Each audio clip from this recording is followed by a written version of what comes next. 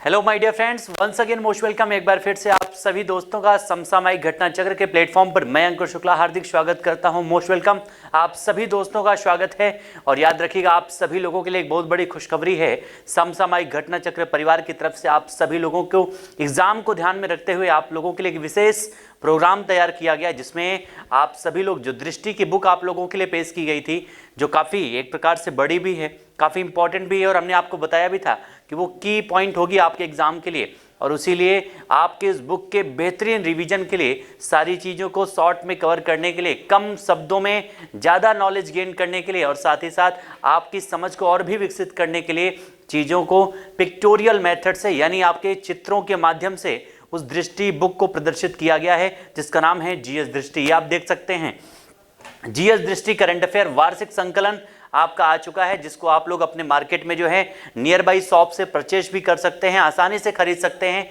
जिसमें आपको पूरे एक वर्ष के करंट अफेयर के संकलन होंगे, वो भी चित्रों के माध्यम से। और इसी के ऊपर ये आधारित है विशेष सेशन, जिसमें हम लोग चित्रों के माध्यम से सारी चीज़ों को बहुत ही शॉर्ट में और बहुत ही अच्छे तरीके से चर्चा करने वाले हैं, जो काफ़ी छोटा वीडियोज़ होगा, आप लोगों के एग्जाम के टाइम पर रिविजन के लिए भी काफ़ी इंपॉर्टेंट होने वाला है।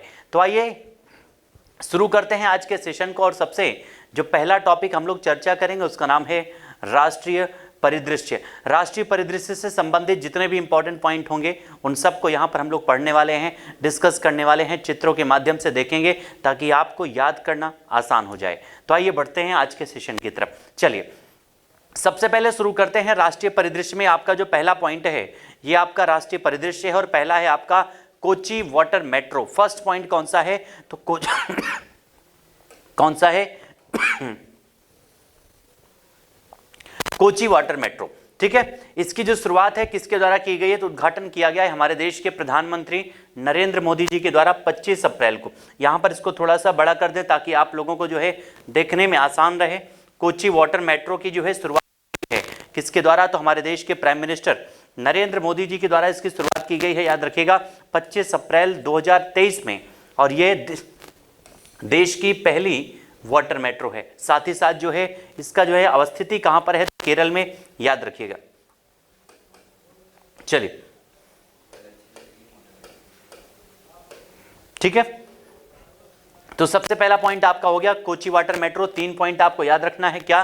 पहला, उद्घाटन देश के प्रधानमंत्री जी के द्वारा, और ये देश की पहली वाटर मेट्रो है। कहां पर अवस्थिति है? तो केरल में। अब बढ़ते हैं दूसरे पॉइंट पर। दूसरा जो आपका इंपॉर्टेंट है वो है देश में हमारे इस समय एक नई पार्टी है जिसका नाम है आम आदमी पार्टी, और उसे देश का राष्ट्रीय पार्टी का दर्जा दिया गया है। इस प्रकार से हमारे देश में वर्तमान में राष्ट्रीय पार्टियों की संख्या कितनी हो चुकी है? 6। कौन कौन से हैं? सबसे पहला पॉइंट आपको जो ध्यान देना है यहां पर क्या है? 10 अप्रैल 2023 को भारत निर्वाचन आयोग के द्वारा अरविंद केजरीवाल के नेतृत्व वाली आम आदमी पार्टी, कौन सी? आम आदमी पार्टी जो आपकी है, इसको राष्ट्रीय दल का दर्जा दिया गया है। और इस प्रकार से हमारे देश में टोटल वर्तमान में जो राष्ट्रीय दल की संख्या है वो कितनी हो चुकी है? 6। वो कौन कौन से दल हैं उनके बारे में बात करें तो सबसे पहला आपका आईएनसी है, यानी भारतीय राष्ट्रीय कांग्रेस है। दूसरा है भारतीय जनता पार्टी यानी बीजेपी आपका है दूसरे स्थान पर। आपका बीएसपी जो है आपका बसपा बहुजन समाजवादी पार्टी जो आपकी है ये तीसरे पर है। भारतीय कम्युनिस्ट पार्टी यानी आपका सीपीआईएम जो है ये आपका कौन से स्थान पर है? मार्क्सिस्ट जो पार्टी है चौथे। और पांचवी जो आपकी है एनपीपी नेशनल पीपल्स पार्टी और आम आदमी पार्टी, ये आपकी 6 राष्ट्रीय पार्टियां हैं हमारे देश में। लेकिन साथ ही साथ 3 ऐसी पार्टियां हैं जिनको राष्ट्रीय पार्टी का दर्जा छीन लिया गया है। वो कौन कौन सी हैं अगर बात करें उनके बारे में, तो 3 पॉइंट यहां पर आपको ध्यान देना है। पहला, अखिल भारतीय तृणमूल कांग्रेस एआईटीएमसी जो आपकी है उसको राष्ट्रीय दल का जो दर्जा था उसको छीन लिया गया है। दूसरा है सीपीआई भारतीय कम्युनिस्ट पार्टी जो आपका है, और तीसरा है आपका एनसीपी। ठीक है, तो 3 ऐसी पार्टियां हैं जिनसे एक प्रकार से जो राष्ट्रीय पार्टी का दर्जा है वो छीना गया है। अगले पॉइंट की बात करें, नेक्स्ट जो आपका इंपॉर्टेंट पॉइंट है इससे संबंधित अगला जो है आपका यहां पर कौन सा है? तो यहां पर एक विलेज है चर्चा में है, नाम क्या है? माणा। कौन सा? जो माणा विलेज है ये कहां पर है? तो उत्तराखंड के चमोली जिले का एक गांव है जो वर्तमान में चर्चा में है, याद रखिएगा। वाइब्रेंट विलेज प्रोग्राम, अगला है वाइब्रेंट विलेज प्रोग्राम, इसकी शुरुआत कहां पर की गई है? ठीक है, तो यहां पर 5-6 पॉइंट हैं जो आपको यहां पर ध्यान देना है इस क्वेश्चन से संबंधित। वाइब्रेंट विलेज प्रोग्राम घोषणा जो है बजट भाषण में की गई है 2022-23 में। आच्छादित क्षेत्र कौन से हैं? तो छिटपुट जनसंख्या, सीमित कनेक्टिविटी और संरचना वाले उत्तरी सीमा के सीमावर्ती गांव जो हैं इससे आच्छादित क्षेत्र हैं। इसको लॉन्च किया गया है 10 अप्रैल 2023 को। लॉन्च करता कौन है? हमारे देश के जो गृह मंत्री हैं अमित शाह जी। लॉन्च स्थल है किबुथु, कहां पर है? यह आपका अरुणाचल प्रदेश में है। कहां पर है? अरुणाचल यहां से आपके एग्जाम में डायरेक्ट क्वेश्चन यही बन सकता है कि आपका जो किबुथु है यानी जो अरुणाचल प्रदेश में एक गांव है, ये आपका यहां पर वाइब्रेंट विलेज प्रोग्राम जो है इसको लॉन्च किया गया है। याद रखिएगा कौन से गांव से? तो किबुथु। डायरेक्ट क्वेश्चन आपका यही बनेगा, ये पॉइंट याद रखिएगा, ठीक है। और इसके अलावा जो है वाइब्रेंट विलेज जो आपका प्रोग्राम है, ये इसमें कौन कौन से एक प्रकार से राज्य शामिल हैं? तो हिमाचल प्रदेश है, अरुणाचल है, सिक्किम है, उत्तराखंड है और लद्दाख के गांव का जो है समग्र विकास किया जाएगा वाइब्रेंट विलेज प्रोग्राम के अंतर्गत। शुरुआत हुई है कहां पर? किबुथु में। किबुथु कहां पर है? तो यह आपको अरुणाचल प्रदेश का एक गांव है। शुरुआत किसके द्वारा की गई है? होम मिनिस्टर अमित शाह जी के द्वारा जो है इसकी शुरुआत किया गया है। ये आपका पॉइंट हो गया। अगला है इंडिया जस्टिस रिपोर्ट, ठीक है, इंडिया जस्टिस रिपोर्ट। इस आपके सेशन का डियर जो उद्देश्य है वो यही है कि आपके एग्जाम के लिए जो सबसे एग्जैक्ट और इंपॉर्टेंट पॉइंट है केवल उन्हीं के बारे में हम लोग यहां पर चर्चा करेंगे, यानी सबसे इंपॉर्टेंट जो होगा उनके बारे में डिस्कस करेंगे। यानी आपके जो दृष्टि है, अगर आप पूरा एनालिसिस नहीं देखें अभी भी, तो दृष्टि के सारे वीडियोस के लेक्चर आपको जो है अपलोड किए जा चुके हैं। एक बार आप सभी लोग जरूर देखिएगा, मोस्ट इंपॉर्टेंट है। और उसके बाद इस सारी चीजों को रिवाइज कीजिएगा बहुत ही शॉर्ट में, बिल्कुल छोटे फॉर्मेट में, ठीक है। नेक्स्ट आपका है इंडिया जस्टिस रिपोर्ट 2022। इसकी जो है जारी करने की तिथि है 4 अप्रैल। रिपोर्ट का संस्करण कौन सा है? तो तीसरा है। और इसमें छोटे राज्यों में अगर हम बात करें, छोटे राज्यों में सबसे शीर्ष पर कौन है? तो छोटे राज्यों में सबसे टॉप पर है, नाम है यहां पर शीर्ष स्थान है सिक्किम का, अंतिम पर कौन है? गोवा है। बड़े राज्यों में कौन है? तो शीर्ष पर 3 राज्य हैं, कर्नाटका, तमिलनाडु और तेलंगाना, ये बड़े राज्यों में टॉप पर हैं। अंतिम 3 राज्य कौन से हैं? बिहार है, पश्चिम बंगाल है और उत्तर प्रदेश है। यानी उत्तर प्रदेश जो है सबसे लास्ट में है, याद रखिएगा, ये आपका इंपॉर्टेंट पॉइंट है। शीर्ष पर 3 पॉइंट आपको ध्यान देना है। पहला, शीर्ष में सबसे बड़े राज्यों में कौन है? शीर्ष पर सबसे छोटे राज्यों में कौन है? उसके बाद उत्तर प्रदेश जो है कौन से स्थान पर है? सबसे अंतिम पर है। और इसका संस्करण कौन सा है? तो 3rd है। तीसरा संस्करण जो है इसका जारी किया गया है। इस रिपोर्ट से संबंधित इतने ही पॉइंट आपको यहां पर ध्यान देने हैं। अब मूव करते हैं नेक्स्ट पॉइंट पर।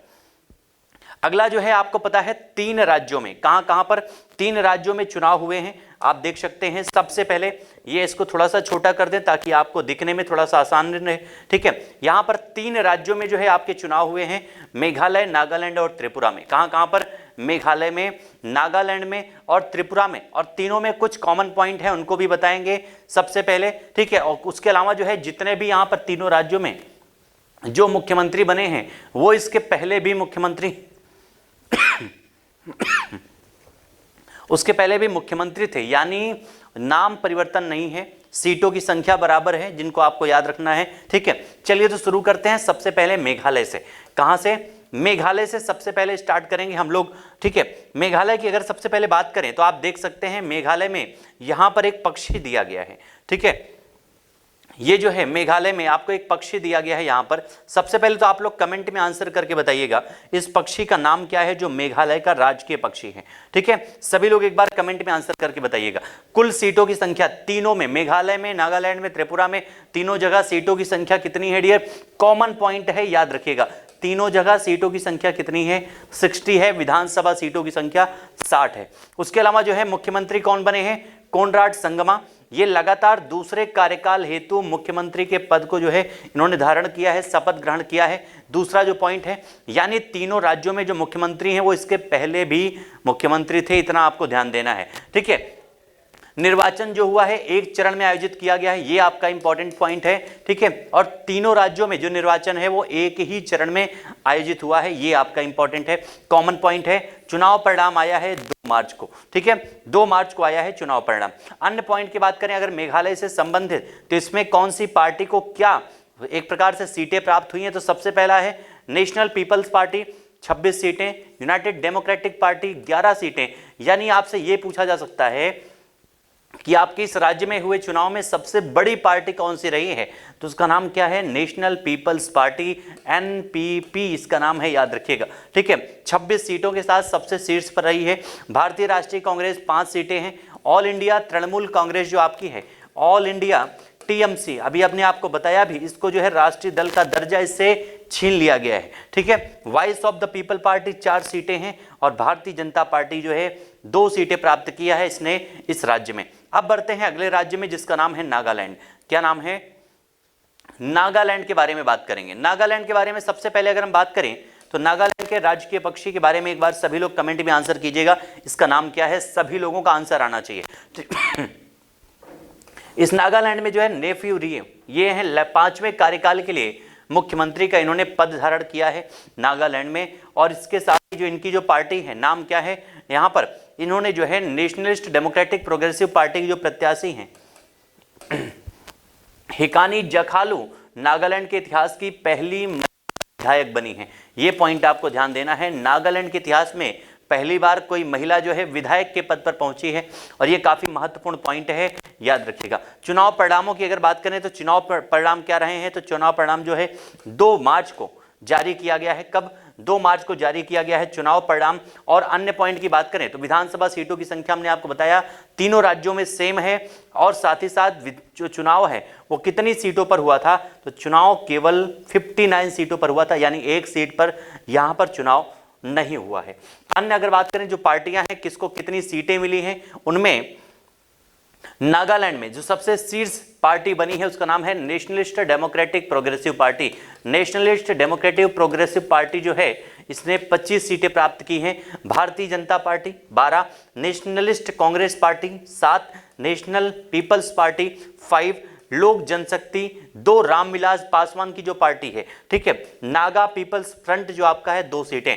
यानी सबसे बड़ी जो पार्टी बनी है यहां पर कौन सी है, तो नाम है नेशनलिस्ट डेमोक्रेटिक प्रोग्रेसिव पार्टी। ये आपको यहां पर ध्यान देना है, पहला पॉइंट। ठीक है, तो इस प्रकार से यहां पर 2 राज्यों के चुनाव के बारे में हमने चर्चा किया। अब बढ़ते हैं तीसरे राज्य की तरफ, यानी त्रिपुरा में। त्रिपुरा के बारे में सबसे पहले बात करें, त्रिपुरा में जो चुनाव एक प्रकार से हुआ है कितनी सीटों पर हुआ है, तो तीनों पॉइंट कॉमन है। जो ज्यादातर संभावना है क्वेश्चन पूछे जाने की, तीनों राज्यों में सीटों की संख्या 60 है। यहां पर निर्वाचन एक चरण में हुआ है और हमने आपको यह भी बताया कि तीनों राज्यों में जो चुनाव हुआ है उसका एक प्रकार से कितने चरणों में हुआ है चुनाव, तो केवल एक चरण में तीनों राज्यों में चुनाव हुए हैं। और विधानसभा सीटों की संख्या 60 है। 2 मार्च को चुनाव हुए हैं तीनों राज्यों में। ठीक है, 8 मार्च को तीनों राज्यों के रिजल्ट घोषित किए गए हैं। और माणिक शाह, कौन, माणिक शाह जो भाजपा के एक नेता हैं, ये दूसरे कार्यकाल हेतु मुख्यमंत्री का पद धारण करेंगे, याद रखिएगा। ठीक है, माणिक शाह। यहां पर आप लोगों ने देख लिया होगा 3 अलग अलग राज्य, त्रिपुरा में, मेघालय में, नागालैंड में जो चुनाव हुआ है वहां पर मुख्यमंत्री सेम है जो पहले थे, विधानसभा सीटों की संख्या सेम है, चरणों की संख्या सेम है, यानी एक ही चरण में तीनों जगह चुनाव हुए हैं। इतना आपको ध्यान देना है। यहां पर उसके सबसे पहला जो आपका मेघालय था, वहां पर जो आपकी सबसे बड़ी पार्टी बनी थी उसका नाम था एनपीपी। दूसरे राज्य में जो आपका नागालैंड था, वहां पर जो सबसे बड़ी पार्टी आपकी बनी थी उसका नाम क्या था, एनडीपीपी। और ये आपका जो त्रिपुरा है, यहां की अगर सबसे बड़ी पार्टी की बात करें तो उसका नाम है बीजेपी। क्या नाम है, बीजेपी नाम है, याद रखिएगा। नहीं, भारतीय जनता पार्टी 32 सीटें प्राप्त किया है।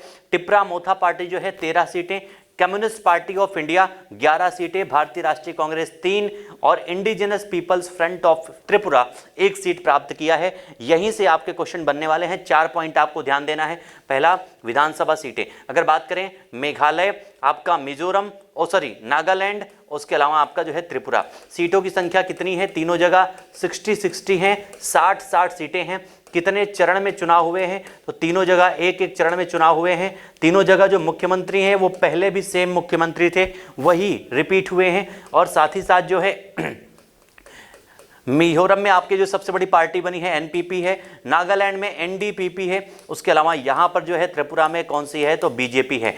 यहीं से आपके सारे क्वेश्चन बनने हैं आपके एग्जाम में। अगर इतना आपको याद है तो सारे क्वेश्चन आपके यहीं से बनेंगे, याद रखिएगा। चलिए अब बढ़ते हैं अगले पॉइंट की तरफ। नेक्स्ट आपका जो पॉइंट है, निर्वाचन आयुक्त की नियुक्ति पर उच्चतम न्यायालय का निर्णय। अभी हाल ही में जो है निर्वाचन आयुक्त जो होते हैं, जो एक प्रकार से आपको पता है निर्वाचन आयोग के बारे में हमने कई बार आपको बताया भी है कि हमारे संविधान में जो आर्टिकल 324 से लेकर के 329 तक में निर्वाचन के बारे में सारे प्रावधान हैं। इन्हीं में दो, एक आपके चीफ इलेक्शन कमिश्नर होते हैं प्लस 2 जो कमिश्नर होते हैं।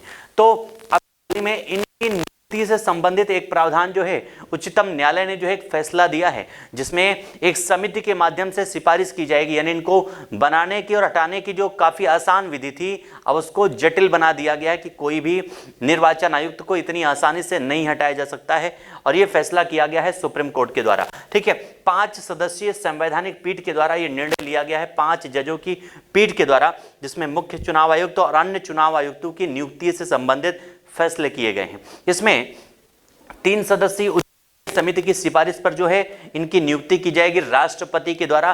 3 सदस्यीय जो समिति है उसमें कौन कौन होगा, इन 3 सदस्यीय समितियों में कौन कौन शामिल होगा, तो याद रखिएगा इसमें प्रधानमंत्री होगा शामिल, इसमें चीफ जस्टिस ऑफ इंडिया शामिल होगा और विपक्ष का नेता शामिल होगा।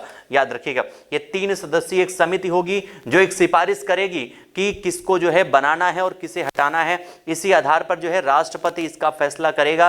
ये काफी महत्वपूर्ण फैसला है, याद रखिएगा, जो सुप्रीम कोर्ट के द्वारा दिया गया है। इसमें कौन कौन से जो है जज शामिल थे, जो 5 सदस्यीय समिति ने इसका फैसला किया है, तो उसका नाम है, अध्यक्ष कौन थे, के.एम. जोसेफ, न्यायमूर्ति के.एम. जोसेफ जो है इसके अध्यक्ष थे। और 4 जो अन्य मेंबर थे, अजय रस्तोगी, न्यायमूर्ति अनिरुद्ध बोस, न्यायमूर्ति ऋषिकेश राय और न्यायमूर्ति सी.टी. रवि कुमार जो है, ये 4 इसके अन्य मेंबर थे, जो 5 सदस्यीय एक समिति ने जो है इस फैसले को निर्णय दिया है, एक प्रकार से मंजूरी दी है, याद रखिएगा। ठीक है, अब बढ़ते हैं अगले पॉइंट पर। यही पॉइंट आपको यहां पर ध्यान देना है। यही सारे पॉइंट जब हम दृष्टि में पढ़ेंगे, जो बुक आपकी गई है, तो काफी डिटेल्ड एनालिसिस है, वो भी आपके लिए जरूरी है। और ये आपके लिए इंपॉर्टेंट, रिवीजन के लिए मोस्ट इंपॉर्टेंट है। यानी आपके रिवीजन को और बेहतरीन बनाने के लिए, आपके एग्जाम में आपकी परफॉर्मेंस को और बेहतर बनाने के लिए समसामयिक घटना चक्र ने यह प्रयास किया है कि आप कहीं से भी चूकने ना पाए, तीर चिड़िया की आंख पे लगनी चाहिए। एग्जाम में आपको क्वालिफाई करना है और उसके लिए कुछ भी करना पड़े डियर, इसीलिए विशेष सेशन आप लोगों के लिए है। अगला जो आपका इंपॉर्टेंट पॉइंट है, जम्मू कश्मीर में पहली बार लिथियम की खोज की गई है। किसकी? जम्मू कश्मीर में। कहां पर? यह पॉइंट आपको ध्यान देना है, इतना ही आपको याद रखना है। कहां पर खोज की गई है? भारत की एक प्रकार से श्रीनगर जो स्वर्ग कही जाती है, उसकी जो है जम्मू कश्मीर में पहली बार लिथियम की खोज 9 फरवरी 2023 को भारतीय भूवैज्ञानिक सर्वेक्षण के द्वारा जम्मू कश्मीर के रियासी जिले में सलाल हैमाना क्षेत्र में लिथियम की खोज की गई है। ये आपके लिए इंपॉर्टेंट है। और साथ ही साथ जो है भारत का पहला लिथियम सेल संयंत्र कहां पर स्थापित किया गया था? तो आंध्र प्रदेश के तिरुपति में स्थापित किया गया है, जिसका निर्माण जो है मनोथ इंडस्ट्रीज लिमिटेड चेन्नई के द्वारा किया गया था। ठीक है, और संयंत्र की जो क्षमता है वो लगभग 270 मेगावाट है। अन्य पॉइंट अगर लिथियम से संबंधित अगर हम लोग बात करें, तो जो लिथियम है, इनमें सबसे पूरी दुनिया में सर्वाधिक लिथियम उत्पादन करने वाले जो देश हैं, उनमें टॉप पर कौन है? तो सबसे शीर्ष पर है ऑस्ट्रेलिया, दूसरे स्थान पर यानी ऑस्ट्रेलिया है, फिर चिली है, तीसरे स्थान पर चाइना है और चौथे स्थान पर अर्जेंटीना है। इस प्रकार से ये क्रम आप लोग याद रखिएगा, क्योंकि लिथियम चर्चा में है। भारत में एक बहुत बड़ा भंडार मिला है जम्मू कश्मीर में, तो विश्व में लिथियम की स्थिति क्या है, कौन से देश में सर्वाधिक मिलता है, यह भी आपको याद रहना जरूरी है। और कौन से ऐसे 3 देश हैं जिन्हें लिथियम त्रिकोण कहा जाता है, ट्रायंगल के नाम से जाना जाता है, तो वो कौन कौन से हैं? याद रखिएगा, चिली है, बोलिविया है, अर्जेंटीना है। कहां पर हैं? तो लैटिन अमेरिकी देश हैं, याद रखिएगा। ठीक है, लैटिन अमेरिकी देश हैं। मूव करते हैं नेक्स्ट पॉइंट पर। अगला है केरल उच्च न्यायालय क्षेत्रीय भाषाओं में निर्णय देने वाला पहला उच्च न्यायालय बना है। कौन सा? केरल उच्च न्यायालय जो है क्षेत्रीय भाषाओं में। अब आपसे सबसे पहला पॉइंट तो यही होगा कि अभी हाल ही में केरल ने जो है क्षेत्रीय भाषा में निर्णय देने वाला पहला राज्य बना है। उनकी क्षेत्रीय भाषा क्या है? तो आंसर होगा मलयालम। कौन सी होगी? मलयालम होगी, याद रखिएगा। पहला क्वेश्चन ऐसे बनेगा। दूसरा बनेगा ये कि अभी हाल ही में जो है कौन से राज्य के सुप्रीम एक प्रकार से हाई कोर्ट के द्वारा क्षेत्रीय भाषा में पहली बार निर्णय दिया गया है, तो आंसर हो जाएगा केरला। इतना पॉइंट आपको याद रखना है। जज कौन थे उसमें? एस मणि कुमार और साजी पी चाली जो है इसमें इससे संबंधित न्यायाधीश थे, ये याद रखिएगा। उसके अलावा क्षेत्रीय भाषा में निर्णय देने वाला पहला उच्च न्यायालय बना है कौन सा, तो आपका केरल उच्च न्यायालय। और कौन सी भाषा में प्रकाशित किया गया है, तो याद रखिएगा मलयालम में। ठीक है, कौन सी क्षेत्रीय भाषा, तो मलयालम में जो है 2 लेख प्रकाशित किए गए हैं इस आपके हाईकोर्ट के द्वारा, केरला के द्वारा।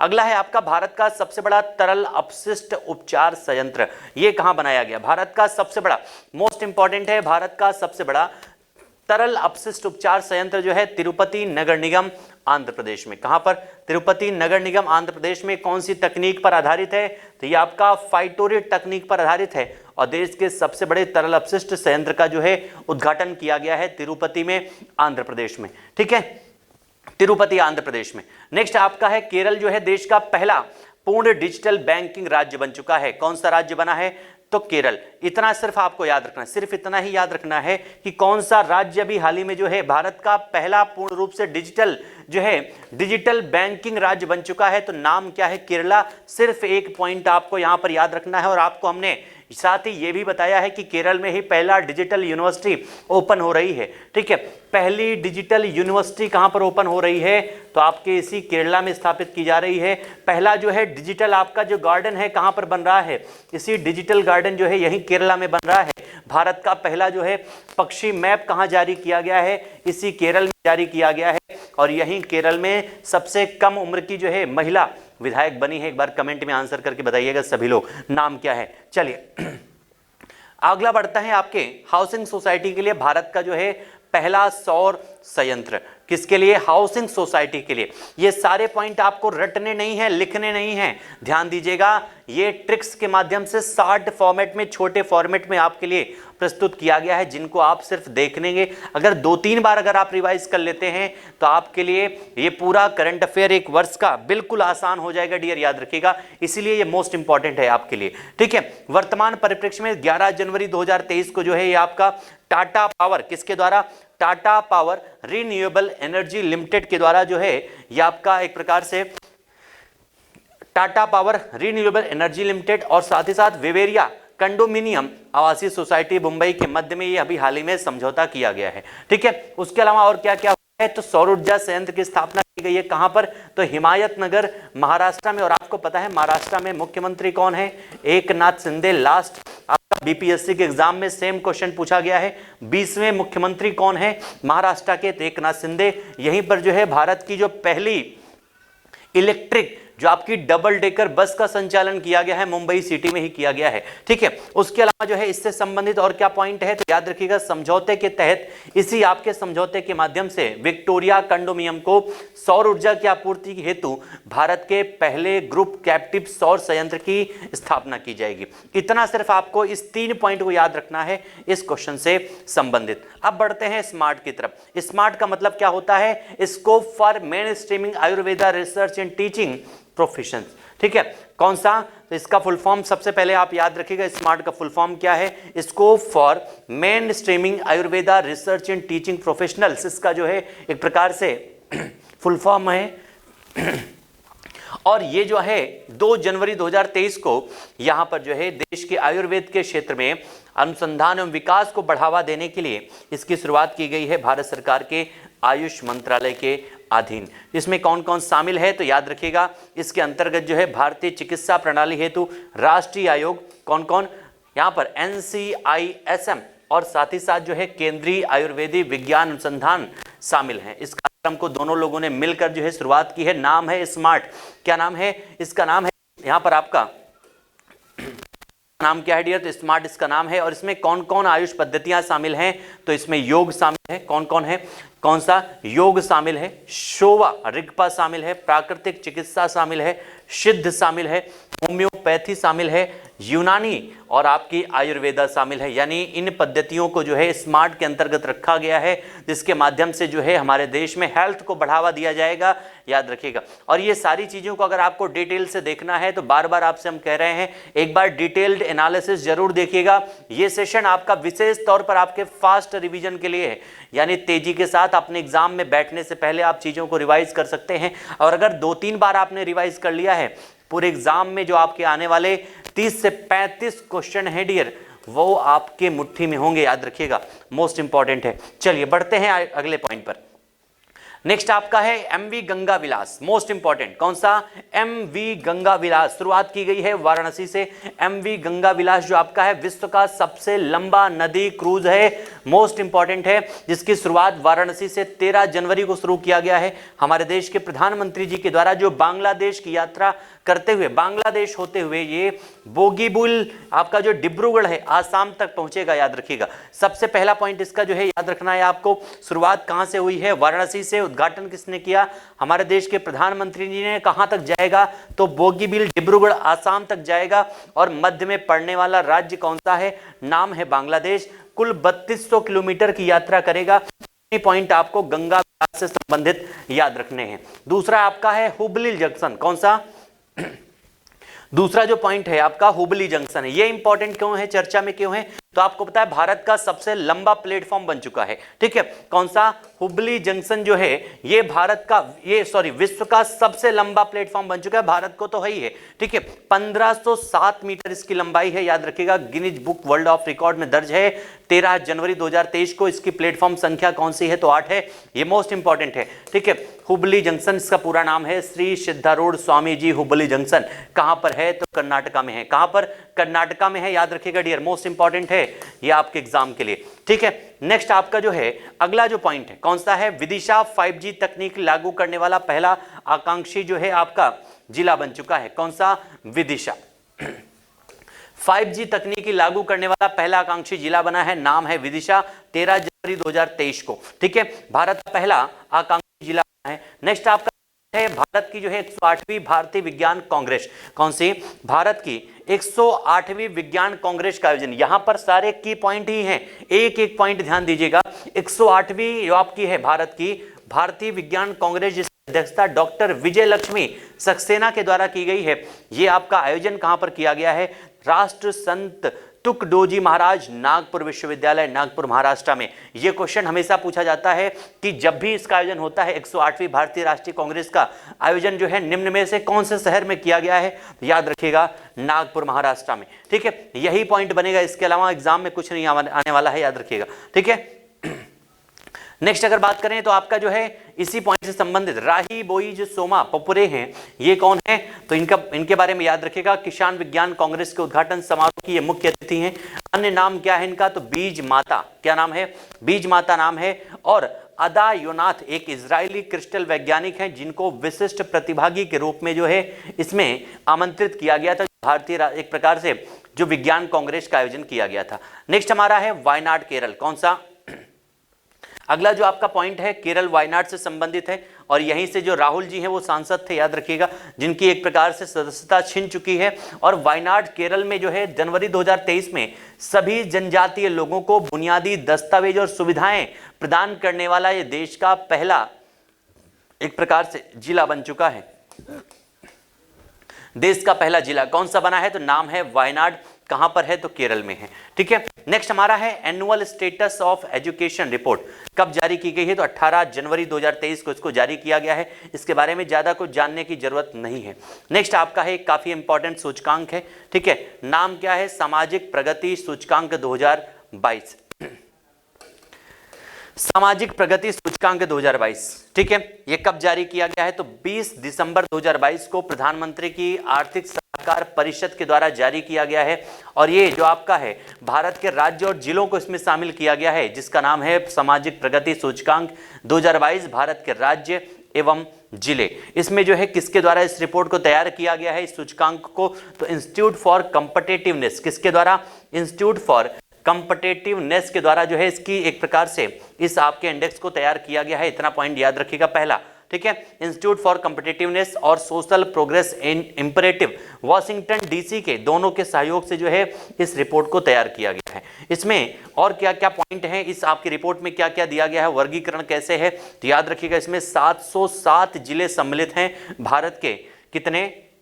भारत के कुल 36 राज्यों व केंद्र शासित प्रदेशों के 707 जिले इसमें सम्मिलित हैं, ठीक है। उसके अलावा अत्यधिक उच्च सामाजिक प्रगति स्तर, इसमें डिवाइड किस प्रकार से सामाजिक स्तर में डिवाइड किया गया है? तो इतने टोटल जो है लगभग 6 स्तरों में डिवाइड किया गया है। सबसे पहला आपका कौन सा? अत्यधिक उच्च सामाजिक प्रगति। कौन सा? अत्यधिक उच्च सामाजिक प्रगति। 6 स्तरों में इनका डिवाइड है। एसपीआई जो आपका रिपोर्ट है, उच्च सामाजिक प्रगति स्तर 2 है, ऊपरी मध्य सामाजिक प्रगति स्तर 3 है, निम्न मध्य सामाजिक प्रगति स्तर 4 है, निम्न सामाजिक प्रगति स्तर 5 और अत्यधिक निम्न सामाजिक प्रगति स्तर 6। यानी 6 स्तरों में, 6 लेयर्स में जो है इस रिपोर्ट को डिवाइड किया गया है, समाजों का वर्गीकरण किया गया है। उसके अलावा जो है इस रिपोर्ट में जो समग्र रैंकिंग है उनमें टॉप पर कौन है? तो सबसे शीर्ष पर अगर हम लोग बात करें तो पुडुचेरी है। ठीक है, पुडुचेरी है, फिर लक्षद्वीप है, फिर गोवा है, फिर सिक्किम है, मिजोरम है, तमिलनाडु, हिमाचल, चंडीगढ़ और केरल। यानी आप देख सकते हैं जो छोटे राज्य हैं या यूनियन टेरिटरी हैं वो शीर्ष पर हैं, टॉप पर है पुडुचेरी, लक्षद्वीप और गोवा। जो सबसे इंपॉर्टेंट है, 3 आप लोगों को याद रखना है। ठीक है, स्तर 2 जो है यानी लेयर 2 में जो कौन कौन से राज्य इसमें शामिल हैं लेयर 2 के अंतर्गत? तो लेयर 2 में जम्मू कश्मीर है, पंजाब है, दादर नगर हवेली है, लद्दाख, नागालैंड और आपका जो है अंडमान और निकोबार लेयर 2 में शामिल है। लेयर 3 के अंतर्गत कौन कौन से राज्य हैं? तो लेयर 3 में जो है आपका उत्तराखंड है, कर्नाटका है, अरुणाचल है, दिल्ली है और मणिपुर है। यहां पर आपके एग्जाम में जब क्वेश्चन बनेंगे तब क्वेश्चन यहां से ये बनेगा, निम्न में से कौन सा राज्य है जो लेयर 2 में, लेयर 3 में या लेयर 4 में शामिल नहीं है। ऐसे क्वेश्चन आपके एग्जाम में यहां से बनेंगे, ये पॉइंट आप ध्यान दीजिएगा। ठीक है, उसके अलावा जो है आपका लेयर 5 सबसे इंपॉर्टेंट इस वजह से है क्योंकि यहां पर जो लेयर 5 की समग्र रैंकिंग है उसमें उत्तर प्रदेश भी शामिल है। कौन सा है? उत्तर प्रदेश लेयर 5 में शामिल है। तो एग्जाम में यह भी क्वेश्चन पूछा जा सकता है कि अभी हाल ही में जो आपकी रैंकिंग जारी की गई है, इस रैंकिंग में उत्तर प्रदेश को निम्न में से किस लेयर में, किस स्तर में रखा गया है? तो आंसर हो जाएगा स्तर 5 में रखा गया है उत्तर प्रदेश को। इतनी बातें आपको इस सूचकांक से संबंधित जाननी थी। ठीक है, अब बात करते हैं नमामि गंगे पहल। ये काफी इंपॉर्टेंट है क्योंकि अभी हाल ही में जो है इसको संयुक्त राष्ट्र के द्वारा जो है इस पहल को मान्यता दी गई है। विश्व की जो 10 सबसे शीर्ष पुनर्स्थापन फ्लैगशिप एक प्रकार से जो प्रोग्राम है विश्व के, उनमें पहलों में से एक नई पहल जो भारत की एक पहल है जिसका नाम है नमामि गंगे, इसको भी मान्यता दिया गया है। ये सबसे इंपॉर्टेंट है। ये एग्जाम में जब क्वेश्चन बनेगा तो कुछ इस प्रकार से बन सकता है कि अभी हाल ही में यूनाइटेड नेशन के द्वारा भारत की एक प्रकार से विश्व की 10 सबसे शीर्ष पहलों में भारत की निम्न में से किस पहल को मान्यता दी गई है? नाम है नमामि गंगे। विश्व की वो 10 शीर्ष पहल कौन कौन सी है तो उनको भी आप लोग याद जरूर रख सकते हैं, लेकिन इतना इंपॉर्टेंट है नहीं। लेकिन सिर्फ इतना याद होना चाहिए कि नमामि गंगे भारत की जो पहल है उसको मान्यता दिया गया है। कौन कौन सी है? तो tri national Atlantic forest pact है, ब्राजील में है, आबू धाबी समुद्री पुनर्स्थापन एवं शांति हेतु great green wall of Africa, बहुउद्देशीय पर्वतीय पहल सर्बिया, किर्गिस्तान जो आपका युगांडा और रवांडा है, छोटे द्वीपीय विकासशील देश पुनर्स्थापन drive Vanuatu Saint Comoros है, एल्टिन डाला संरक्षण पहल कजाकिस्तान है। उसके अलावा जो है मध्य अमेरिकी शुष्क corridor Costa Rica, El Salvador, Guatemala, Honduras, Nicaragua और पनामा है। बिल्डिंग विद नेचर इस इंडोनेशिया ये शामिल है। चीन में सैन सुई पहल और भारत की जो है आपकी गंगा नदी पुनरुद्धार नमामि गंगे को शामिल किया गया है। ये सबसे इंपॉर्टेंट है, ये सबसे इंपॉर्टेंट है जो आपको याद रखना है, जिसमें इसको यूनाइटेड नेशन के द्वारा शामिल किया गया है। ठीक है, अन्य पॉइंट की बात करें आपका तो चर्चा में कौन कौन सा है? तो पहला है आपका भारत की सबसे बड़ी स्केप टनल कौन सी बनी है? पहला पॉइंट है भारत की सबसे बड़ी स्केप टनल। तो ये घोड़े की आकार, नाल की आकार में है, याद रखिएगा। भारत की सबसे बड़ी स्केप टनल जिसकी लंबाई है 12 किलोमीटर 895 मीटर। ठीक है, कितना है? 12 किलोमीटर 895 मीटर, यानी आपका 12.895 किलोमीटर। 15 दिसंबर को जो है इसकी जो है इस परियोजना की एक प्रकार से शुरुआत की गई है। रेल लिंक परियोजना कहां से कहां के बीच? उधमपुर, श्रीनगर, बारामूला। ये रेल लिंक परियोजना है जो कटरा बनिहाल खंड पर निर्मित है। स्केप टनल का निर्माण पूरा हो चुका है, जो भारत की सबसे लंबी स्केप टनल है, घोड़े की नाल के आकार में। यहां से अगर क्वेश्चन बनेगा तो ये क्वेश्चन होगा इसकी लंबाई कितनी है? भारत की सबसे लंबी स्केप टनल की लंबाई कितनी है? तो 12 किलोमीटर आपका 895 मीटर इसकी कुल लंबाई है। ठीक है, उसके अलावा दूसरा जो एक प्रकार से चर्चा में है उसका नाम क्या है? तो तमिलनाडु। तमिलनाडु चर्चा में क्यों है? तो यहां पर जो है इसके द्वारा स्वयं का जलवायु परिवर्तन मिशन शुरू किया गया है। ठीक है, जलवायु परिवर्तन मिशन, खुद का जलवायु परिवर्तन मिशन शुरू करने वाला भारत का पहला राज्य बना है। कौन सा इस प्रकार का पहला राज्य बना है? तमिलनाडु। तमिलनाडु में मुख्यमंत्री कौन है? तो M.K. स्टैलिन है, याद रखिएगा। यहीं का जो आपका सत्यमंगलम टाइगर रिजर्व है, सत्यमंगलम टाइगर रिजर्व जो आपका है, इसको TX2 अवार्ड दिया गया है, याद रखिएगा। कौन सा? TX2 अवार्ड से सम्मानित किया गया है। ऊर्जा द्वीप जो है, ऊर्जा द्वीप डेनमार्क की सहायता से, कौन से? डेनमार्क की सहायता से बनाया जा रहा है। यहीं पर आपका जो है डुगोंग संरक्षण केंद्र भी स्थापित किया गया, याद रखिएगा। ठीक है, तो ये सारे पॉइंट भी इंपॉर्टेंट है, करंट में है, चर्चा में है, आप लोग याद रखिएगा, तमिलनाडु से संबंधित। नेक्स्ट आपका जो चर्चा में है उसका नाम है धर्मदम। नाम क्या है? धर्मदम। कहां पर है? तो केरला में। दिसंबर 2022 में ये भारत का पहला जो है पूर्ण पुस्तकालय निर्वाचन क्षेत्र बन चुका है। भारत का पहला पूर्ण पुस्तकालय निर्वाचन क्षेत्र बन चुका है। कौन सा? धर्मदम, केरल। 7वां भारत जल प्रभाव शिखर सम्मेलन, इसका आयोजन कहां पर किया गया है? तो नई दिल्ली में। कहां पर? सातवां जो है भारत जल प्रभाव शिखर सम्मेलन आयोजन कहां हुआ है? नई दिल्ली में। आयोजन की अवधि क्या है? तो 15 से 17 दिसंबर के बीच में। संस्करण कौन सा है? 7वां। मुख्य विषय है एक बड़ी बेसिन में छोटी नदियों का जीर्णोद्धार और संरक्षण जो है इसकी थीम है। आयोजक कौन है? तो जल शक्ति मंत्रालय। नया मंत्रालय 2019 में बना था, हमने कई बार आप लोगों को बताया भी है। ठीक है, ये काफी इंपॉर्टेंट पॉइंट है। 7वां जो है आपका सम्मेलन आयोजित किया गया है हमारे देश की राजधानी कहां पर? तो नई दिल्ली में। नेक्स्ट आपकी जो रिपोर्ट है, नाम क्या है? India skills report. कौन सा? India skills report. इसको जो है 2022 में, अभी हाल ही में दिसंबर 2022 में जारी किया गया था, जिसकी थीम थी road map to India's skill and talent economy 2030। और ये संस्करण कौन सा है? तो इसका 10वां संस्करण था इस आपकी इंडिया स्किल रिपोर्ट का।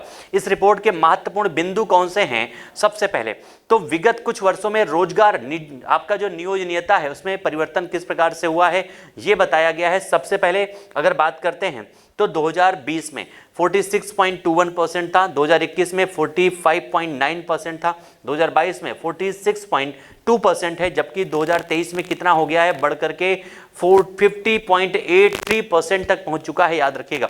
उसके अलावा वर्ष 2023 की जो आपकी नियोजनीयता रिपोर्ट है, इसमें महिलाओं का जो एक प्रकार से परसेंटेज है वो कितना है? तो महिलाओं का परसेंटेज है 52.8, जबकि पुरुषों का जो पार्टनरशिप है वो 47.2% है। उच्च नियोजनीयता वाले जो शहर हैं, नियोजनीयता वाले सिटी जो हैं कौन से हैं? तो मुंबई है, लखनऊ है, मैंगलोर है, आपका पुणे है। ये 5 सिटी हैं जो सबसे उच्च नियोजनीयता प्रदर्शित करते हैं। उसके अलावा उच्च नियोजनीयता वाले शीर्ष राज्य या केंद्र शासित प्रदेश कौन से हैं? ये तो सिटी हो गए आपके, ठीक है, ये आपके शहर हो गए। लेकिन आपके राज्यों या केंद्र शासित प्रदेशों की बात करें तो सबसे शीर्ष पर कौन है? उत्तर प्रदेश है, दूसरे पर है महाराष्ट्र, तीसरे पर है दिल्ली, चौथे पर है आंध्रा और पांचवें पर है राजस्थान। लेकिन अगर आपसे एग्जाम में यह पूछा जाए उच्च नियोजनीयता वाले सिटी कौन सा है, टॉप पर कौन सा है, तो नाम क्या है? मुंबई। शहर आपका राज्य कौन सा है? तो नाम है उत्तर प्रदेश। 2 पॉइंट आपको यहां पर इस आपके सूचकांक से याद रखना है, ठीक है। उसके अलावा नेक्स्ट पॉइंट की बात करें तो आपका जो अगला जो शहर है जो चर्चा में है उसका नाम है नागपुर, ठीक है। नागपुर जो है आपका संतरे के लिए भी फेमस है, जहां के संतरे को जीआई टैग दिया गया है। और यहीं पर जो है national institute for one health की जो है आधारशिला रखी गई है। National institute for one health की आधारशिला रखी गई है किसके द्वारा? हमारे देश के प्रधानमंत्री नरेंद्र मोदी जी के द्वारा इसकी आधारशिला रखी गई। अभी हमने आपको बताया कि कांग्रेस का जो आयोजन है, भारतीय जो विज्ञान कांग्रेस का आयोजन है, उसका भी आयोजन इसी नागपुर में किया गया है। ये पॉइंट भी आपको याद रखना है। दूसरा है महाराष्ट्र। अभी हाल ही में जो है महाराष्ट्र के द्वारा एक अलग विभाग बनाया गया है और इस प्रकार से भारत में इस प्रकार का कोई विभाग बनाने वाला महाराष्ट्र जो है पहला राज्य बना है। याद रखिएगा किसके लिए बनाया गया है? तो ये जो आपका विभाग है, याद रखिएगा, जो महाराष्ट्र के द्वारा निर्मित किया गया है, ये दिव्यांग व्यक्तियों के कल्याण के लिए, और दिव्यांग व्यक्तियों के कल्याण के लिए एक अलग विभाग बनाने वाला महाराष्ट्र पहला राज्य बन चुका है। और आपको हमने ये भी बताया है कि महाराष्ट्र के द्वारा ही जिस प्रकार से केंद्र में जो है एक अनकॉन्स्टिट्यूशनल बॉडी है जिसको हम लोग नीति आयोग के नाम से जानते हैं, टीम इंडिया के नाम से जानते हैं, थिंक टैंक के नाम से जानते हैं, उसी प्रकार से एक नया आयोग जो है महाराष्ट्र की गवर्नमेंट के द्वारा भी बनाया गया है। ये पॉइंट भी आप लोग याद रखिएगा, ठीक है। ये आपका आंसर है, दिव्यांग व्यक्तियों के लिए पहली बार एक अलग इस प्रकार के विभाग गठित किया गया है किसी राज्य के द्वारा। नेक्स्ट है आपका गुजरात एवं हिमाचल प्रदेश में विधानसभा चुनाव। आपको पता है, अभी हमने डिस्कस कर लिया मिजोरम मिजोरम के अलावा जो है आपका त्रिपुरा के बारे में और नागालैंड के बारे में, 3 राज्यों के बारे में हमने चर्चा किया था कि वहां की चुनाव की स्थिति क्या है, मुख्यमंत्री कौन बना है, कितने चरण में चुनाव हुए थे और विजेता कौन रहा है, कौन कौन सी पार्टियों ने कितनी सीटें प्राप्त की हैं। सिर्फ इतना आपको ध्यान देना है। अब हम यहां बात करेंगे गुजरात चुनाव की। सबसे पहले बात करेंगे गुजरात की। गुजरात में सीटों की संख्या कितनी है? 182। कितनी है गुजरात में?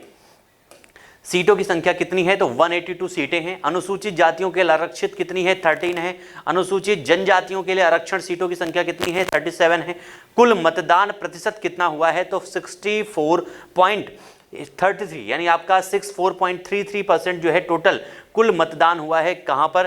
तो आपके इस राज्य में 8 दिसंबर 2022 को चुनाव का परिणाम घोषित किया गया है और चुनाव के परिणाम घोषित होने के बाद इस राज्य में जो है सबसे बड़ी पार्टी बनकर उभरी है, ऐतिहासिक जीत हासिल की है। किसने?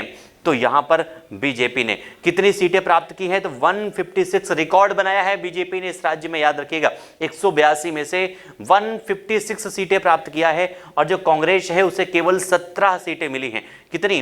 भारतीय राष्ट्रीय कांग्रेस ने केवल 17 सीटें जीती हैं और इस प्रकार से जो आपका गुजरात राज्य है वहां पर जो फिर से दोबारा मुख्यमंत्री बन चुके हैं, नाम क्या है? भूपेंद्र पटेल। यानी अभी तक हमने 4 राज्यों के बारे में डिस्कस किया जहां मुख्यमंत्री परिवर्तन नहीं हुए हैं, यानी आपको अलग से याद नहीं रखना है, जो पुराने थे उन्हीं को याद रखिए। ठीक है, अब बढ़ते हैं किसकी तरफ? तो आपका जो अगला राज्य है जहां पर चुनाव हुआ है उसके बारे में चर्चा करेंगे।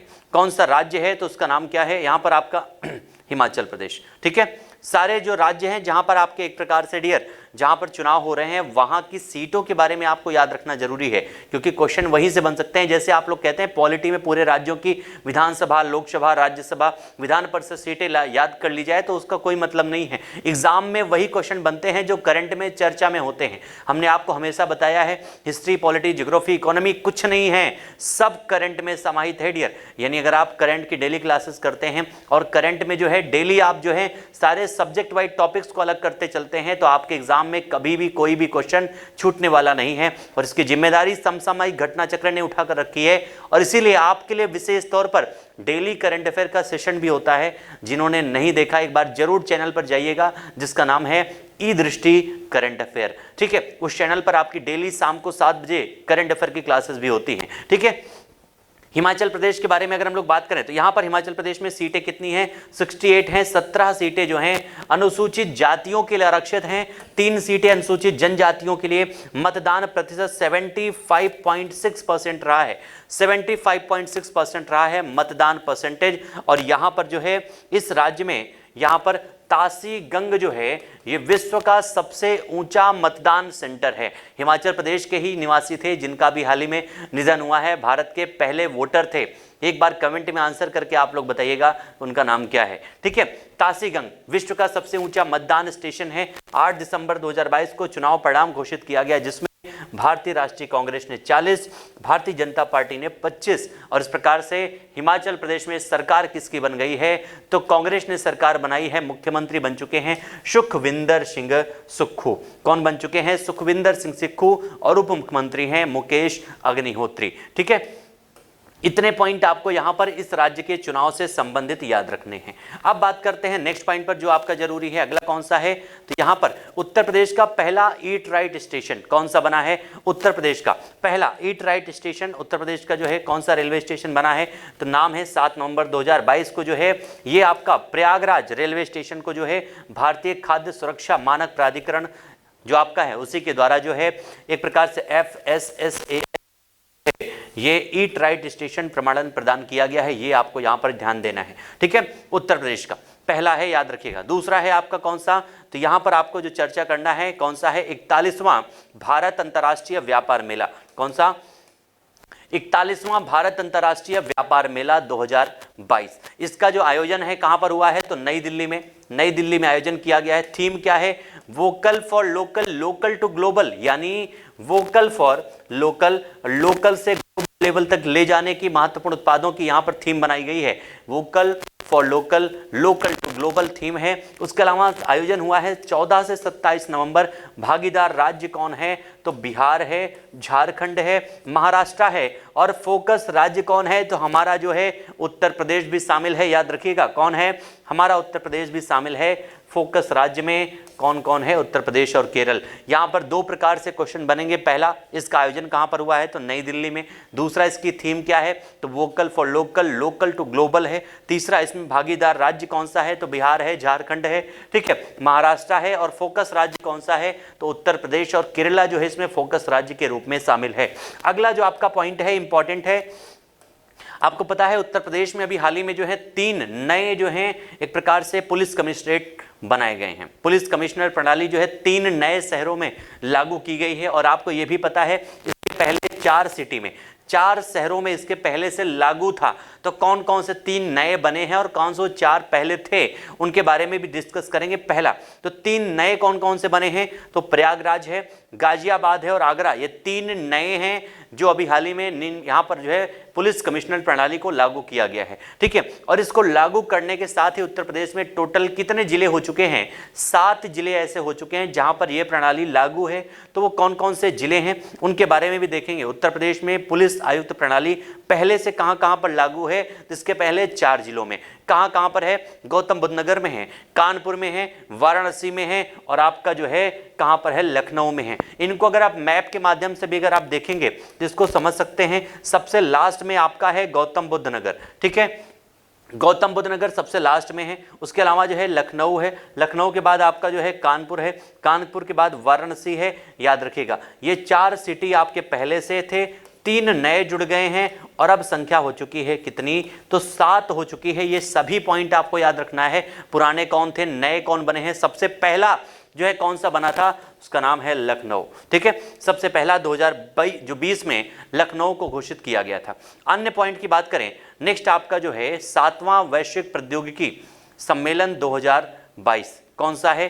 तो 7वां जो आपका ये प्रौद्योगिकी सम्मेलन है 2022 में, इसके बारे में अगर महत्वपूर्ण पॉइंट की बात करें, सबसे पहला जो है ये जो आपका कार्यक्रम है भू प्रौद्योगिकी पर भारत का एक प्रमुख वार्षिक कार्यक्रम है, जिसे विदेश मंत्रालय, भारत सरकार और कार्नेगी इंडिया के सहयोग से हमारे देश की राजधानी नई दिल्ली में इसका आयोजन किया जा रहा है। आयोजन की अवधि क्या है? तो 29 नवंबर से 1 दिसंबर के बीच में आयोजन होगा, जिसकी थीम है प्रौद्योगिकी की भू राजनीति। कौन सी? प्रौद्योगिकी की भी भू राजनीति जो है इसकी एक प्रकार से थीम रखी गई है। नेक्स्ट आपका जो है मोस्ट इंपॉर्टेंट है, क्या नाम है? काशी तमिल संगमम। कौन सा? ये आपका मोस्ट इंपॉर्टेंट है, याद रखिएगा। आयोजन हुआ है हमारे उत्तर प्रदेश की जो है धार्मिक राजधानी वाराणसी में। कहां पर?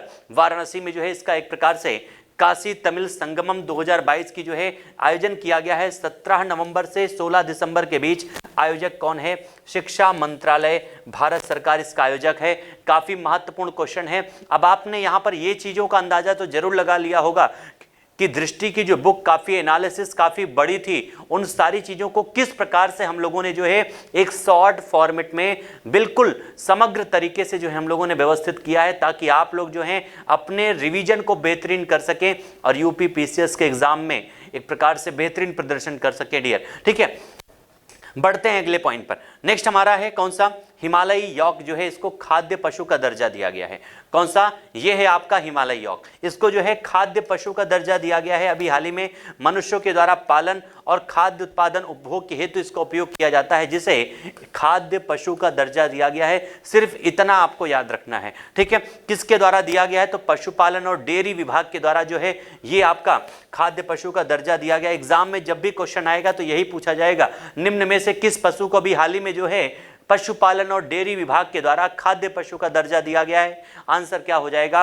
हिमालयी यॉक को दिया गया है। और साथ ही साथ 26 नवंबर 2022 को जारी विज्ञप्ति के अनुसार भारतीय खाद्य संरक्षण मानक प्राधिकरण यानी FSSAI के द्वारा जो है हिमालयी यॉक खाद्य पशु के रूप में स्वीकृत है। इतना पॉइंट याद रखिएगा इसके बारे में। नेक्स्ट आपका है, अब बात करते हैं भारत में महत्वपूर्ण जितने भी स्टैचूज हैं उनके बारे में। स्टैचू से आपके एग्जाम में काफ़ी इंपॉर्टेंट क्वेश्चन बनेंगे, निश्चित बनेंगे, क्योंकि इस समय भारत में बहुत सारी जगह पर जो है अलग अलग प्रकार के अलग अलग महत्वपूर्ण व्यक्तियों के स्टैचू स्थापित किए जा रहे हैं, ठीक है। उनमें से काफी महत्वपूर्ण है स्टैच्यू ऑफ प्रॉस्पेरिटी।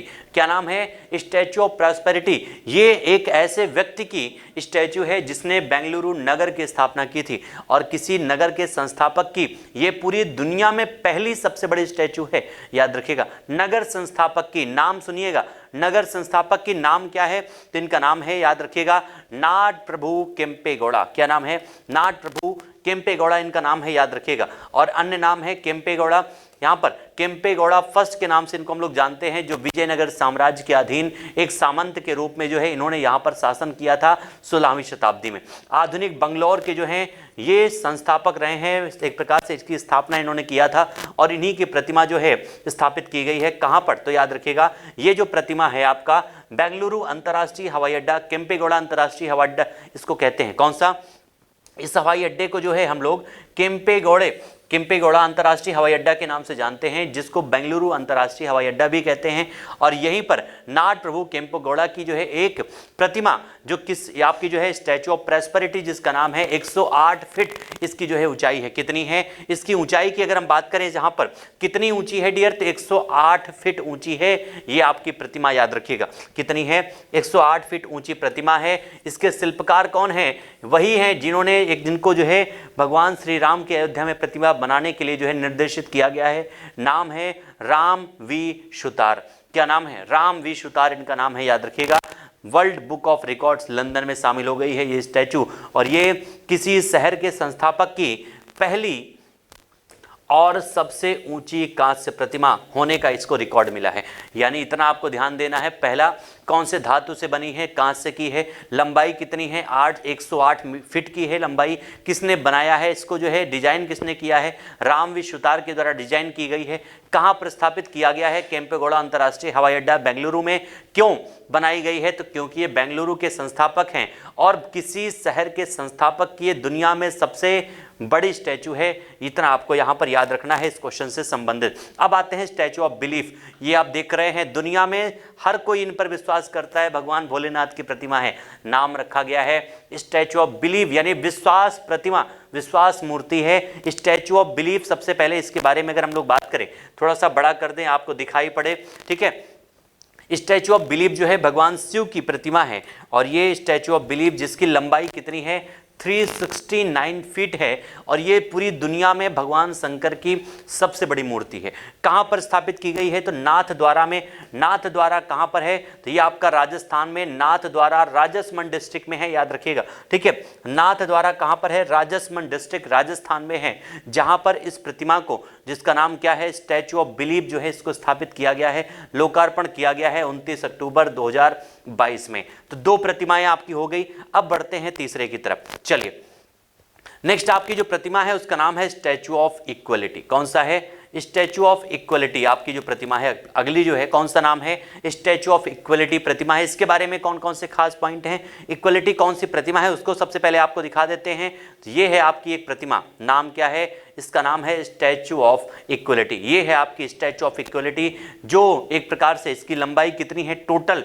तो लगभग 216 फीट आप देख सकते हैं, 216 फीट इसकी लंबाई है। जो मूल प्रतिमा है उसकी लंबाई कितनी है? 108 फीट है इसकी लंबाई। इनका जो त्रिदंडम है, ये जो आपका लिए है इन्होंने त्रिदंडम, इसकी लंबाई कितनी है? तो 135 फीट है। उसके अलावा जो इनका भद्रवेदी है, ये जो यहाँ पे यहाँ से यहाँ तक की जो ऊंचाई है, भद्रवेदी जिसको कहते हैं, ये 54 फीट की है।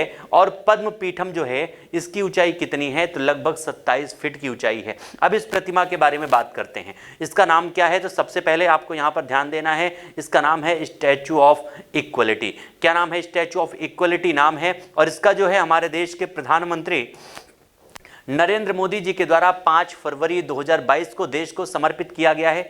11वीं सदी के एक महान दार्शनिक चिंतक, एक संत हैं, नाम क्या है? रामानुजाचार्य। इन्हीं की प्रतिमा स्थापित की गई है। और ये जो अवस्थिति है कहाँ पर है? तो हैदराबाद में। हैदराबाद में कहाँ पर है? शमशाबाद। शमशाबाद हैदराबाद तेलंगाना में स्थित है। त्रिदंडी चिन्ना जियर स्वामी आश्रम में जो है इसका निर्माण किया गया है। कई बार आपके एग्जाम में पूछा जा चुका है इस क्वेश्चन को, इसलिए याद रखिएगा, मोस्ट इंपॉर्टेंट है, ठीक है। प्रतिमा का जो उद्घाटन है 13 दिवसीय श्री रामानुज सहस्त्राब्दी महोत्सव के दौरान किया गया है। यह आप पॉइंट याद रखिएगा। अगली एक प्रतिमा है आपकी बैठी हुई मुद्रा में भगवान बुद्ध की प्रतिमा। कौन सी? भगवान बुद्ध की प्रतिमा आप देख सकते हैं, बैठी हुई मुद्रा में विश्व की दूसरी सबसे ऊंची प्रतिमा कहां पर बनी है?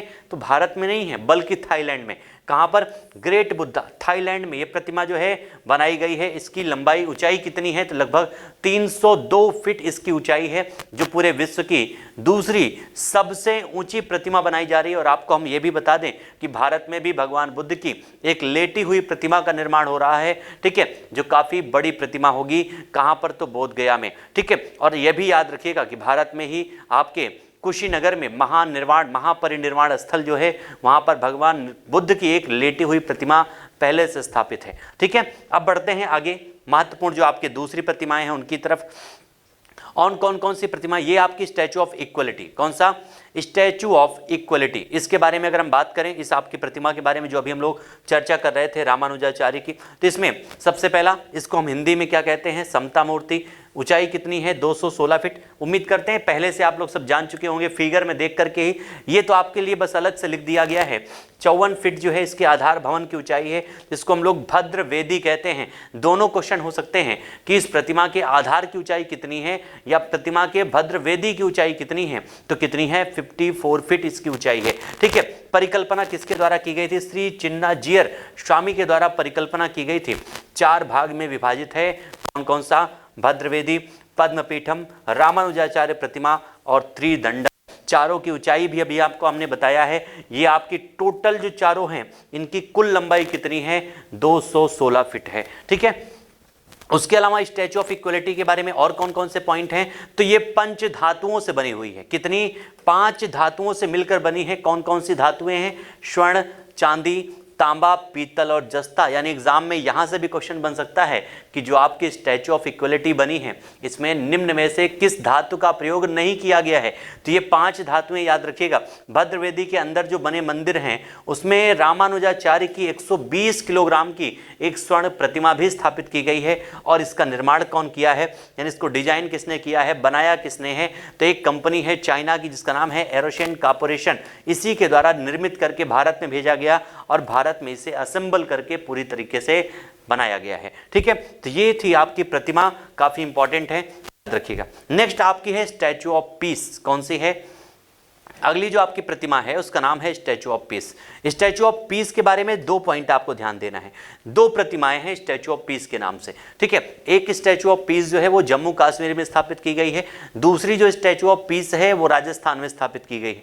सबसे पहले देखेंगे जो राजस्थान में अवस्थापित है, विजय वल्लभ साधना केंद्र, जैतपुरा, पाली, राजस्थान में, ठीक है। नाम क्या है? Statue of peace.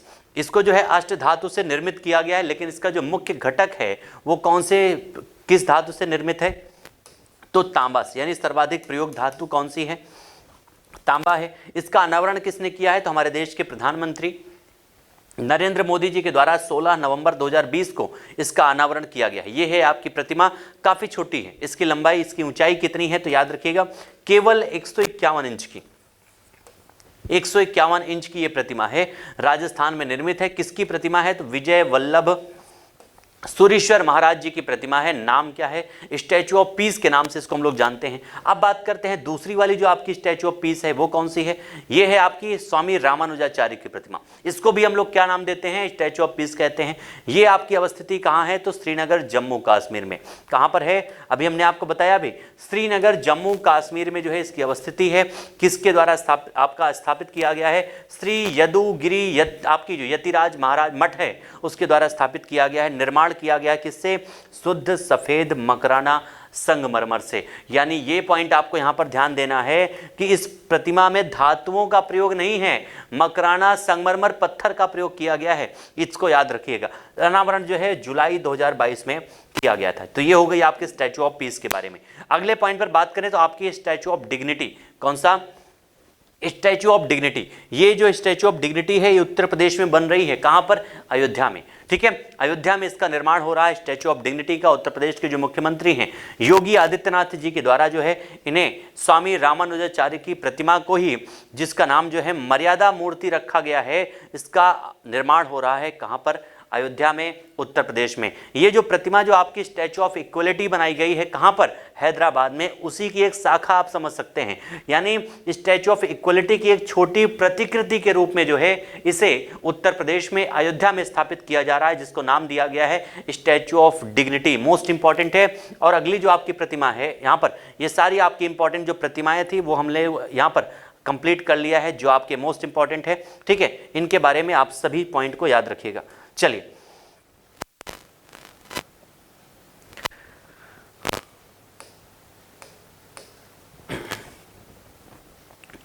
आइए अब आते हैं आगे की तरफ।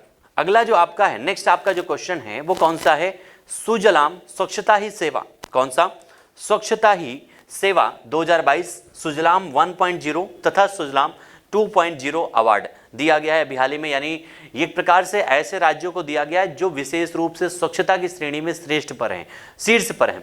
दो अलग अलग हैं। पहला है सुजलाम 1.0 में शीर्ष पर कौन कौन से राज्य थे, दूसरा है सुजलाम 2.0 में शीर्ष पर कौन से राज्य थे। सबसे पहले हम लोग देखेंगे यहाँ पर टॉप पर राज्य कौन से हैं। तो यहाँ पर आप देख रहे हैं स्वच्छता ही सेवा में शीर्ष राज्य या केंद्र शासित प्रदेश कौन से बने हैं अपने परफॉर्मेंस के आधार पर। तो कर्नाटका है, बिहार है और लक्षद्वीप है। तो पहला जो आप देखेंगे वो है सुजलाम 1.0। 5 शीर्ष राज्यों के बारे में यहाँ पर हम बात कर रहे हैं। पहला है, टॉप पर कौन है, मध्य प्रदेश है, महाराष्ट्र दूसरे पर है, तेलंगाना तीसरे पर है, ओडिशा चौथे पर है और तमिलनाडु पांचवें पर है। किस में बात किया है, सुजलाम 1.0 की हमने बात की है अभी।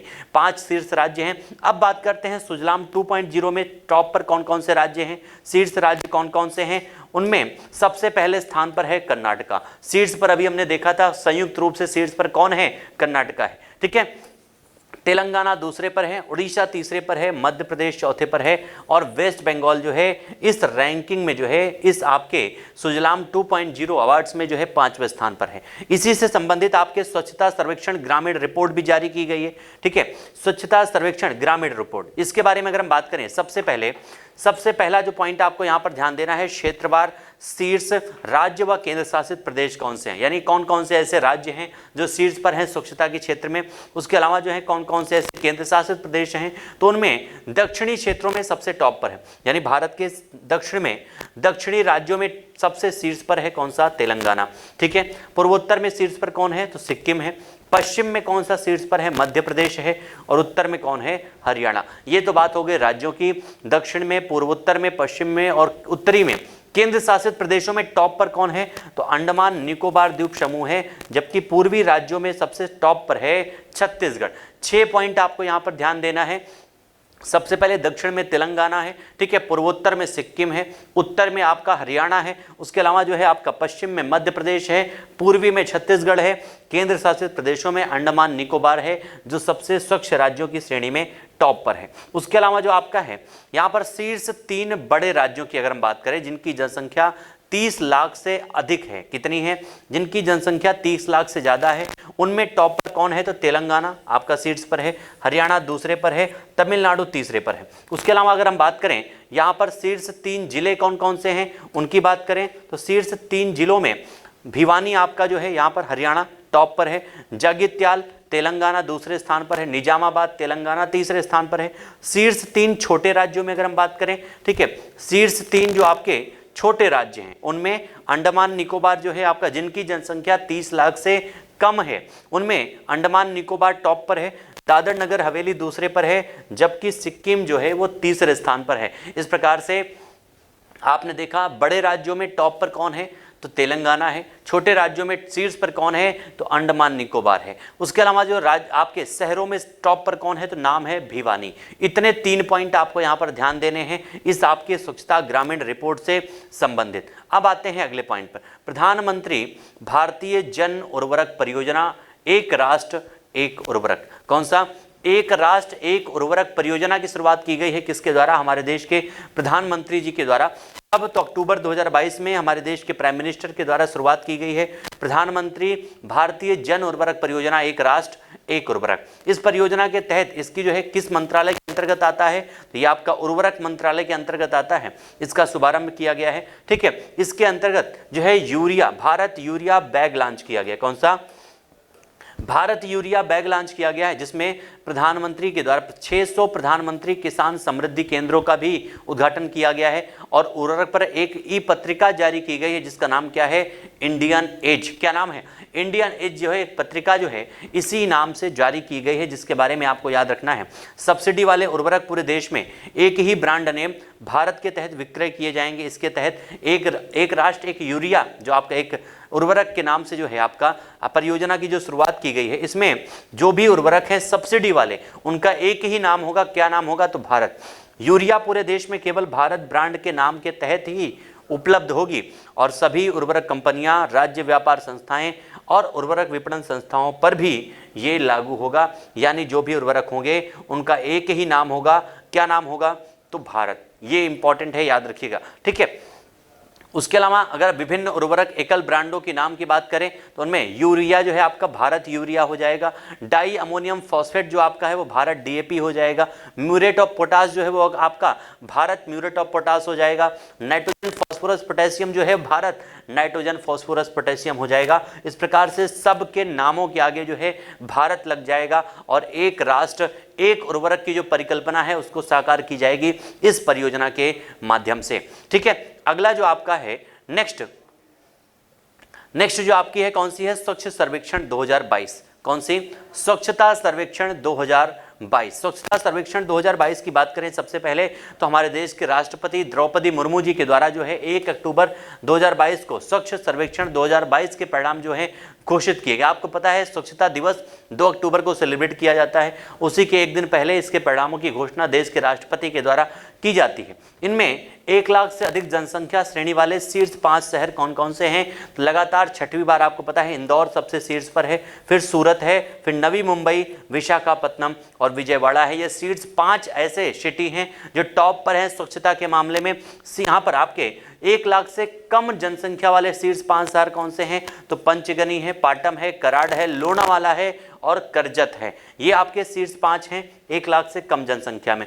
उसके अलावा 1 से 10 लाख 1 लाख से 10 लाख तक की जनसंख्या की श्रेणी में तिरुपति शीर्ष पर है, मैसूरू द्वितीय पर है, नई दिल्ली तीसरे पर है, अंबिकापुर और आपका नोएडा जो है चौथे और 5वें स्थान पर शामिल है इस रैंकिंग में। यानी ये 3 पॉइंट अगर आपको याद रखते हैं तब आपसे यहाँ पर ज़्यादातर क्वेश्चन बन जाएंगे, क्योंकि एग्जाम में यही क्वेश्चन बनता है 1 से 10 लाख तक के शहरों में कौन शामिल है, 1 लाख से कम जनसंख्या वाले शहरों में कौन सा सबसे स्वच्छ शहर है, उसके अलावा जो है आपका 1 लाख से अधिक जनसंख्या श्रेणी में कौन सा है, ठीक है। उसके अलावा अन्य अगर पॉइंट की बात करें तो शीर्ष 5 राज्य कौन से हैं इस रैंकिंग में, उनकी अगर हम बात करें सबसे पहले शीर्ष 5 राज्य, ठीक है, 100 शहरी स्थानीय निकायों से अधिक जहां हैं उनमें अगर बात करें तो शीर्ष पर है मध्य प्रदेश, दूसरे पर छत्तीसगढ़, महाराष्ट्र, तेलंगाना और उसके अलावा सबसे 5वें स्थान पर है कौन सा, पंजाब। लेकिन दूसरी तरफ अगर आपका 100 शहरी स्थानीय निकायों से जहां पर कम है उन राज्यों की बात करें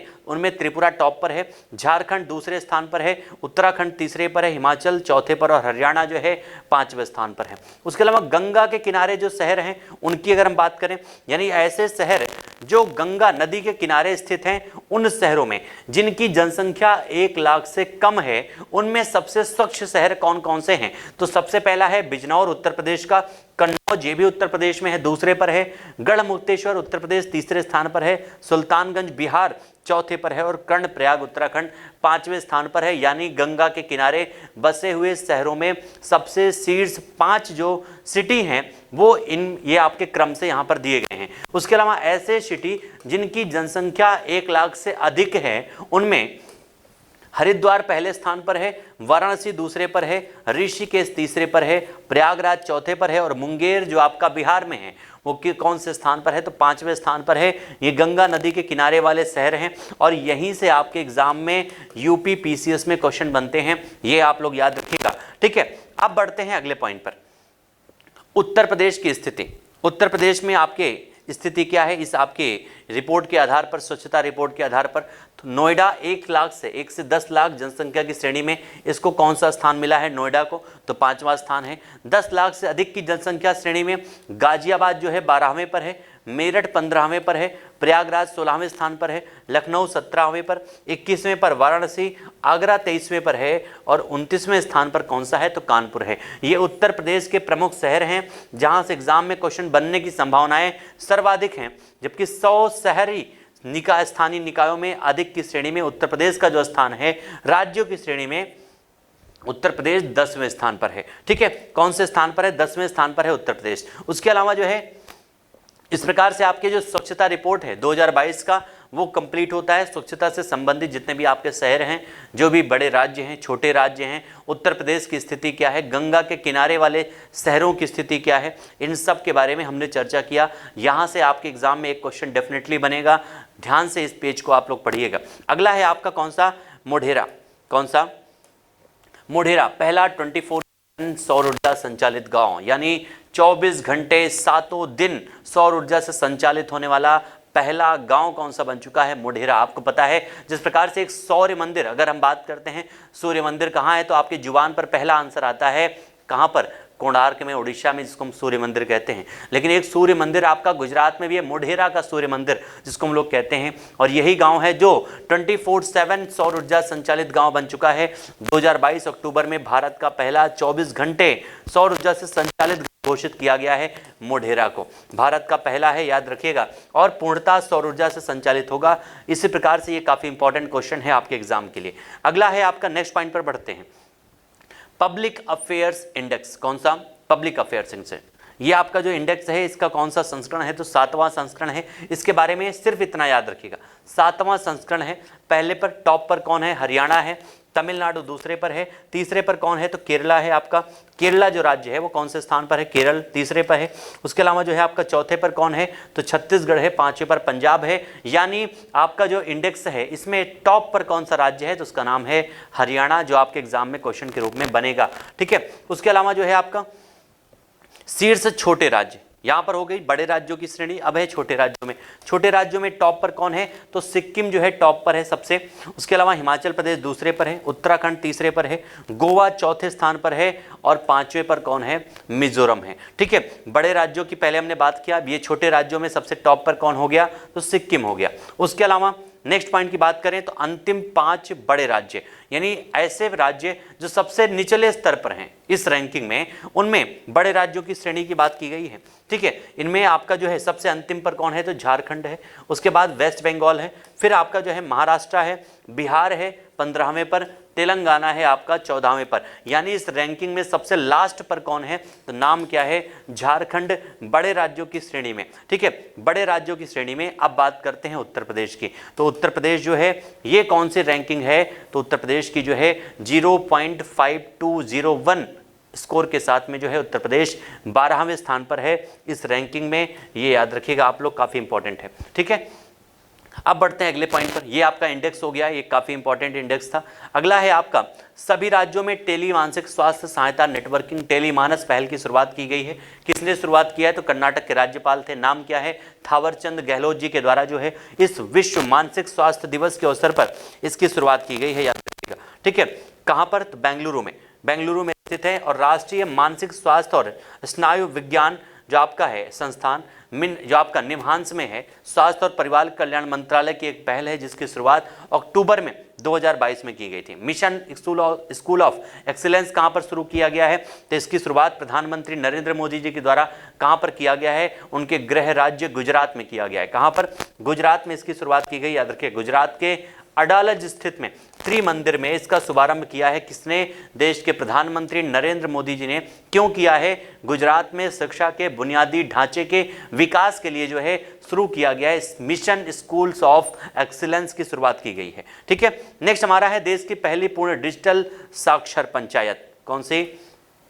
देश की पूर्ण डिजिटल साक्षर पंचायत। आपको पता है जितनी भी तरीके से आप जहां पर क्वेश्चन देखेंगे, जब बात आएगी डिजिटलाइजेशन की, पहली बार, तो वहां पर आपको आंसर में केरल ही दिखेगा। अगर आपको नहीं भी आता है आंसर तो आंख बंद करके आप केरल आंसर लगा सकते हैं, क्योंकि आपको हमने बताया डिजिटल यूनिवर्सिटी कहां बन रही है, केरल में। अभी आपका जो क्वेश्चन सामने आया है, देश की पहली पूर्ण डिजिटल साक्षर पंचायत कहां बन रही है, तो केरल में। कहां पर? तिरुवनंतपुरम में इसकी अवस्थिति है। पुलमपारा इसका नाम है। विशेषता है देश की पहली पूर्ण डिजिटल साक्षर ग्राम पंचायत बन रही है, याद रखिएगा। इसकी प्रारंभ तिथि क्या है, तो 15 अगस्त 2021 में इसको शुरुआत किया गया है। किसके द्वारा? तो केरल की गवर्नमेंट के द्वारा, जिसका उद्देश्य है पुलमपुरा जो आपका पारा ग्राम पंचायत है वहां के लोगों को पूर्ण रूप से डिजिटल रूप से साक्षर बनाना इसका उद्देश्य है। ठीक है, अब बढ़ते हैं अगले पॉइंट पर। 16वां राष्ट्रपति चुनाव, ये आपका इंपॉर्टेंट है। कौन सा? 16वां राष्ट्रपति चुनाव हुआ है और देश को 15वीं राष्ट्रपति मिली है, याद रखिएगा। 16वां राष्ट्रपति चुनाव है, मोस्ट इंपॉर्टेंट है ये आपका। सबसे पहले इसके बारे में याद रखिएगा, ये शपथ ग्रहण कौन बना है, तो द्रौपदी मुर्मू जी हैं। इन्होंने शपथ ग्रहण किया है कब? 25 जुलाई को। ठीक है, 25 जुलाई को शपथ ग्रहण किया है। सर्वोच्च न्यायालय के जो मुख्य न्यायाधीश थे, नाम क्या है उनका? NV रमना। ये क्वेश्चन पूछा जा सकता है कि देश की जो 15वीं राष्ट्रपति बनी है उन्होंने किसके समक्ष शपथ ग्रहण किया है, उस समय न्यायाधीश कौन था? मुख्य न्यायाधीश, नाम है NV रमना। ठीक है, इसके अलावा जो है व्यक्ति के रूप में इनका क्रम कौन सा है, तो व्यक्ति के रूप में इनका क्रम है 15वां। ठीक है, व्यक्ति के रूप में इनका क्रम कौन सा है, तो 15वां इनका क्रम है। उसके अलावा कुल वैध मत इनको कितने मिले हैं, 64.03। यशवंत सिन्हा जी जो इनके विपक्ष में खड़े थे, विपक्षी उम्मीदवार थे जिनका नाम है यशवंत सिन्हा, उन्हें 35.97% वोट इनको मिले थे, याद रखिएगा। ठीक है, अवैध मतों की संख्या कितनी थी, तो 53 थी।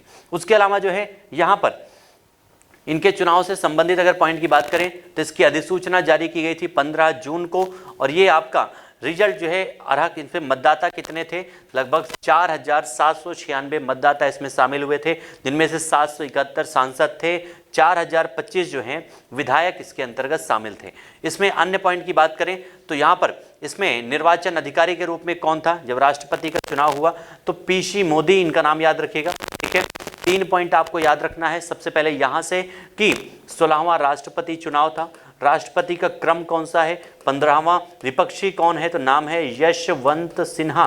कौन है? यशवंत सिन्हा जो है विपक्षी थे। PC मोदी जो है उस समय कौन से? PC मोदी जो हैं ये निर्वाचन अधिकारी थे, याद रखिएगा। इतने पॉइंट आपको यहाँ पर याद रखना है। और राष्ट्रपति कौन बनी है, नाम है द्रौपदी मुर्मू। ये द्रौपदी मुर्मू जी, इनका संबंध कहाँ से है, उड़ीसा से इनका संबंध है। कौन से जनजाति से इनका संबंध है, तो नाम है संथाल जनजाति। और ये भारत की दूसरी महिला राष्ट्रपति हैं, पहली जनजातीय महिला राष्ट्रपति हैं। बस इतना अगर आपने याद रख लिया है तो आपके एग्जाम में इसके बाहर कुछ नहीं जाएगा। ठीक है, चलिए बढ़ते हैं की तरफ। अन्य पॉइंट की बात करें इस क्वेश्चन से संबंधित, तो मतदान की तिथि 18 जुलाई थी, गणना की गई थी 21 जुलाई को। ठीक है, मतदान की गणना 21 जुलाई को हुई। वैध प्रत्याशी, 2 वैध प्रत्याशी थे, द्रौपदी मुर्मू जी जो झारखंड की इसके पहले राज्यपाल थी, यशवंत सिन्हा जो पूर्व केंद्रीय वित्त मंत्री थे। इन दोनों के बीच में प्रतिभागिता थी और विजेता बनी है द्रौपदी मुर्मू जी। ठीक है, मत पत्रों में जो है सांसदों के लिए जो है हरा रंग होता है, गुलाबी रंग किसके लिए होता है, तो विधायकों के लिए होता है। अब बात करते हैं द्रौपदी मुर्मू जी से संबंधित महत्वपूर्ण पॉइंट की, यानी इनसे कौन कौन से पॉइंट जुड़े हुए हैं। ठीक है, द्रौपदी मुर्मू जो हमारे देश की जो है दूसरी महिला राष्ट्रपति, हमारे देश की पहली जनजाति से संबंधित राष्ट्रपति बनी है, मोस्ट इंपॉर्टेंट है। जन्म तिथि कब है, तो 20 जून को। ठीक है, 20 जून 1958। ये पॉइंट भी आप लोग याद रखिएगा, देश में देश की आज़ादी के बाद जन्म लेने वाली ये पहली भारत की राष्ट्रपति हैं, याद रखिएगा। यानी ऐसा राष्ट्रपति जिसका जन्म देश की आज़ादी के बाद हुआ था। ठीक है, जन्म स्थान मयूरभंज, जिला जो आपका उड़ीसा है।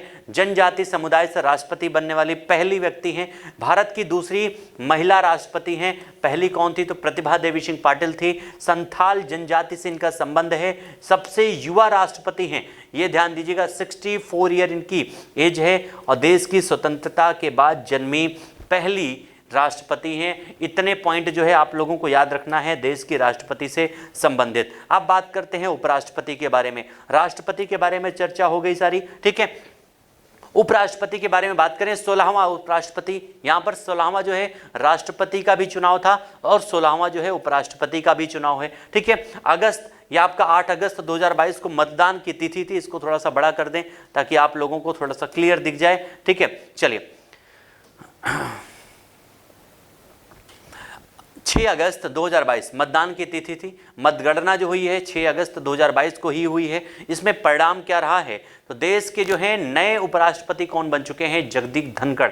भारत के 14वें व्यक्ति के रूप में, उपराष्ट्रपति के रूप में इनका निर्वाचन हुआ है। ये पॉइंट आप लोग याद रखिएगा। इनको शपथ किसने दिलाई है, तो जो उपराष्ट्रपति होते हैं उनको शपथ दिलाने का कार्य कौन करता है, राष्ट्रपति। ठीक है, राष्ट्रपति को शपथ कौन दिलाता है, तो चीफ जस्टिस ऑफ इंडिया, लेकिन उपराष्ट्रपति को कौन दिलाता है, राष्ट्रपति के द्वारा जो है इनको शपथ दिलाई जाती है। ठीक है, उसके अलावा नेक्स्ट पॉइंट की बात करें इनसे संबंधित, तो निर्वाचक मंडल में शामिल कितने लोग थे, तो यहाँ पर 788 लोग कौन कौन थे, तो लोकसभा और विधानसभा के जो मेंबर होते हैं वो इसमें शामिल होते हैं, वो चाहे निर्वाचित हो या मनोनीत हो। इसी प्रकार से राज्यसभा के जो है 233 मेंबर, 12 जो हैं मनोनीत मेंबर और 543 लोकसभा के जो निर्वाचित सदस्य हैं उन्होंने इसमें हिस्सा लिया।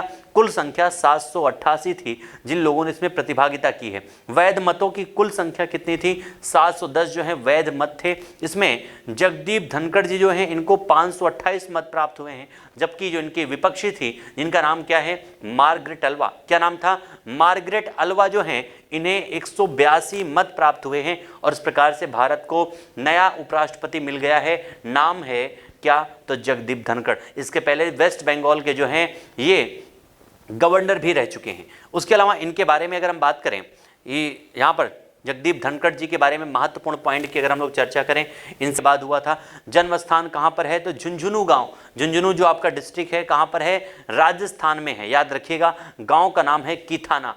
किथाना गांव झुंझुनू डिस्ट्रिक्ट है, राजस्थान में है। 1990 में केंद्रीय संसदीय कार्य राज्य मंत्री के रूप में जो है इनकी नियुक्ति हुई थी। ठीक है, उसके अलावा अगर बात करें नेक्स्ट पॉइंट की, तो चुनाव से पहले ये कौन थे, तो वेस्ट बंगाल के, जैसा कि अभी आपको हमने बताया, वेस्ट बंगाल के राज्यपाल के रूप में कार्यरत थे। विशेष तथ्य इनके बारे में, तो ये इसके पहले राजस्थान ओलंपिक एसोसिएशन जबकि राजस्थान टेनिस एसोसिएशन दोनों के जो हैं अध्यक्ष रह चुके हैं। याद रखिएगा, दोनों के अध्यक्ष के रूप में कार्यरत रह चुके हैं। लेकिन जो इंपॉर्टेंट है वो ये है कि इसके पहले कौन थे, तो ये एक प्रकार से वेस्ट बंगाल के राज्यपाल के रूप में कार्यरत थे। ये है पूरी जानकारी जगदीप धनखड़ जी के बारे में। ठीक है, अब बढ़ते हैं कौन सा, PM Shri school of rising India school योजना। कौन सी, PM Shri school of India.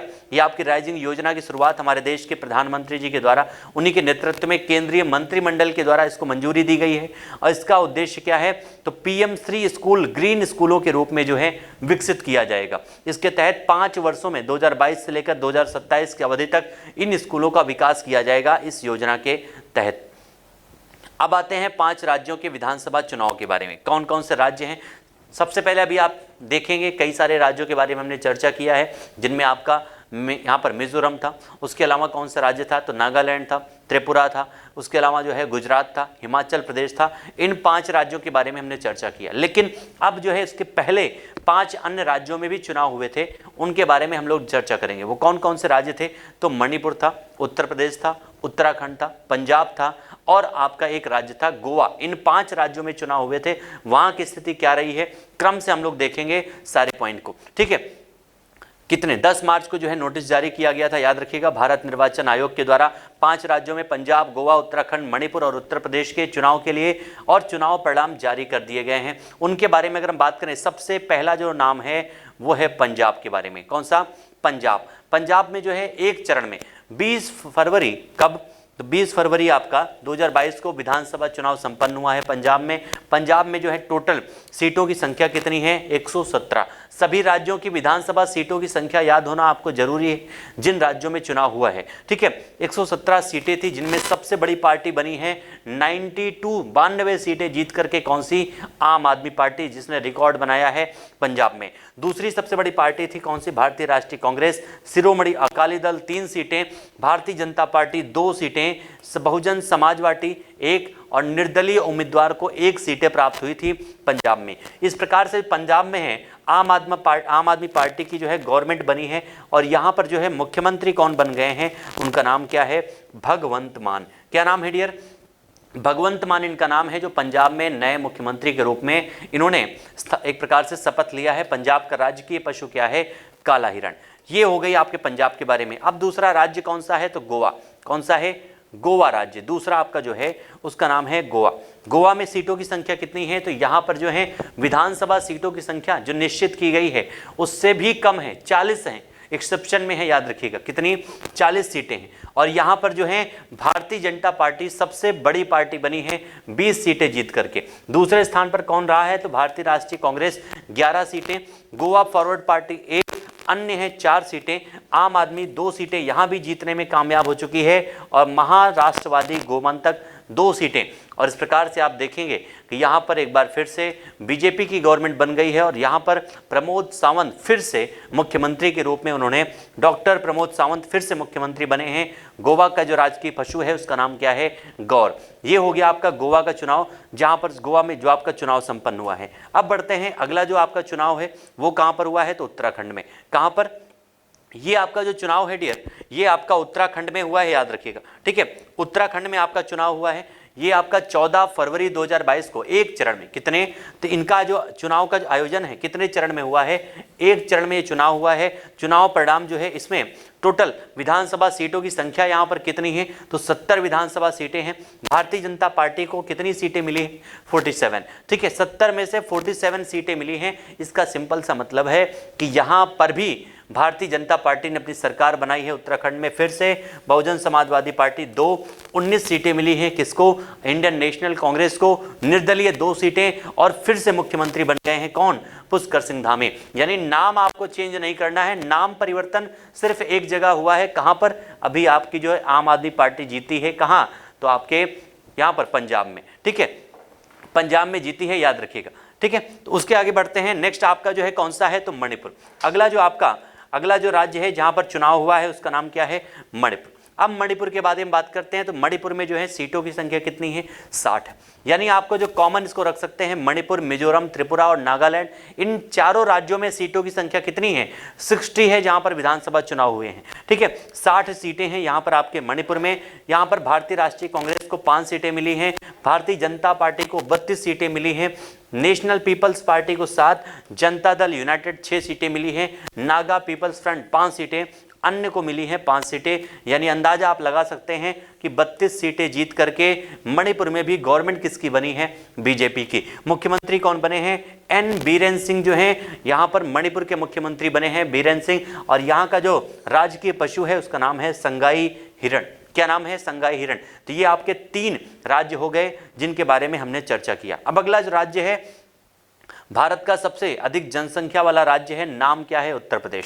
क्या नाम है, उत्तर प्रदेश। और यहाँ पर इतिहास रचा गया है, कोई व्यक्ति दोबारा फिर से मुख्यमंत्री बनकर वापस आया है और ये काफ़ी महत्वपूर्ण है। अभी तक हमने जितने भी राज्यों के चुनाव के बारे में चर्चा किया है उन सभी राज्यों में सारे मुख्यमंत्री दोबारा बने हैं, पंजाब को छोड़ करके, ठीक है।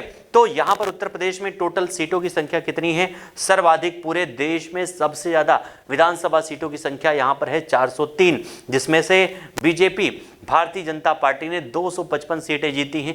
दूसरी जो सबसे बड़ी पार्टी बनी है समाजवादी पार्टी, 111 सीटें जीती हैं। राष्ट्रीय लोक दल जो है 8 सीटें, अन्य जो है 26 सीटें हैं। भारतीय राष्ट्रीय कांग्रेस 2, बहुजन समाजवादी पार्टी 1 सीटें जीती है और सरकार बनी है बीजेपी की। मुख्यमंत्री फिर से कौन बन गए हैं, योगी आदित्यनाथ फिर से उत्तर प्रदेश के मुख्यमंत्री पद का इन्होंने कार्यभार ग्रहण किया है। और यहाँ का जो राष्ट्रीय पशु है, नाम क्या है, बारासिंगा, ठीक है। ये आपके सारे राज्यों के महत्वपूर्ण आपके चुनाव से संबंधित सारे पॉइंट हो गए जो हम लोगों ने चर्चा किया। 5 अलग अलग राज्यों में नाम क्या था, तो आपके उत्तराखंड में पंजाब में, उत्तर प्रदेश में, मणिपुर में और गोवा में। सभी राज्यों में मुख्यमंत्री कौन बने हैं उनके बारे में हमने चर्चा किया। पंजाब में बने हैं आम आदमी पार्टी के मुख्यमंत्री, ठीक है। उत्तराखंड में जो है आपके बीजेपी की गवर्नमेंट बनी है वहां पर। उसके अलावा उत्तर प्रदेश में योगी जी फिर से वापस आए हैं, ठीक है। तो सारे राज्यों के बारे में हमने चर्चा किया कि कहां पर क्या स्थिति है चुनाव से संबंधित। यहीं से आपके क्वेश्चन बनेंगे, इसके बाहर अगर आपने कुछ भी नहीं पढ़ा है तो सारे क्वेश्चन आपके अटेम्प्ट होंगे, एक भी क्वेश्चन इसके बाहर जाने वाला नहीं है, ठीक है। आइए बढ़ते हैं नेक्स्ट पॉइंट पर। भारत पर्यटन सांख्यिकी 2022 ये जारी की गई है। कौन सा? यहां पर भारत पर्यटन सांख्यिकी विश्व पर्यटन दिवस पर जो है भारत के राष्ट्रपति के द्वारा जो है इसको जारी किया गया है, ठीक है। किस लिए? तो यहां पर पर्यटन मंत्रालय के अधीन वार्षिक आधार पर जारी की जाती है, जिसका संस्करण कौन सा है? 63वां संस्करण है। राष्ट्रपति उपराष्ट्रपति के द्वारा जारी किया गया। किसके द्वारा? देश के उपराष्ट्रपति के द्वारा। इसमें जो है यहाँ पर 2021 के दौरान भारतीय नागरिकों के लिए जो शीर्ष गंतव्य है वो कौन सा है, यानी जो भारतीय नागरिक थे इस 2021 के दौरान सबसे ज्यादा इन्होंने कौन से देशों की यात्राएं की हैं, कौन से देश में वो गए हैं, उनमें संयुक्त अरब अमीरात यूएई सबसे टॉप पर है। यानी भारत के लोग सबसे ज्यादा कहां गए हैं? यूएई, फिर यूएसए, फिर कतर, फिर ओमान, फिर यूके। ये 5 शीर्ष देश हैं पूरी दुनिया में जहां पर भारतीय लोग सबसे ज्यादा घूमने गए हैं। 2021 में भारत में विदेशी पर्यटक आगमन जो है शीर्ष 5 देश कौन से हैं, यानी भारत में विदेशों से भारत में जो आने वाले लोग हैं वो कौन से देश से सबसे ज्यादा थे? तो उनमें यूएसए टॉप पर है, यानी अमेरिका के सबसे ज्यादा लोग भारत आए हैं। उसके बाद बांग्लादेश है, यूके है, कनाडा है और नेपाल है। यानी यहां पर आपका जो है सबसे ज्यादा भारतीय कहां गए हैं बाहर? तो यूएई में। सबसे ज्यादा विदेशी जो हैं भारत में कहां से आए हैं? तो अमेरिका से आए हैं। 2 पॉइंट आपको यहां पर ध्यान देना है, ठीक है। अगला है बुरहानपुर, पहला हर घर जल प्रमाणित जिला। 3 पॉइंट आपको यहां पर ध्यान आप दे सकते हैं। पहला, सबसे पहला तो यह क्या है कि बुरहानपुर जो है सबसे पहला जो है हर घर वाला जिला बना है। लेकिन हमने आपको बताया है कि इस तरह से प्रमाणित होने वाला पहला राज्य भी कौन सा है? तो गोवा है, ठीक है। यहाँ पर पहला है बुरहानपुर जिला। कहाँ पर है? तो मध्य प्रदेश में देश का पहला हर घर जल से प्रमाणित पहला जिला बन चुका है। और ये जो है 2024 तक देश के प्रत्येक ग्रामीण घर में नल से शुद्ध जल की आपूर्ति, इसका उद्देश्य है जल जीवन मिशन का, याद रखिएगा। इनमें से जो गोवा आपका राज्य है, कौन सा? गोवा राज्य, इसके पहले ही गोवा राज्य जो है राज्यों में गोवा, जबकि यूनियन टेरिटरी में आपका जो दादर नगर हवेली और दमन दीव है ये सबसे पहले जो है हर घर जल से प्रमाणित आपके राज्य या यूनियन टेरिटरी बन चुके हैं। यानी 3 क्वेश्चन है। अगर आपका जिले की बात की जाए तो जिले में आंसर आप क्या करेंगे? बुरहानपुर, ठीक है। यहाँ पर बुरहानपुर। दूसरा आपका जो राज्यों की बात की जाए, राज्यों में आंसर क्या करेंगे?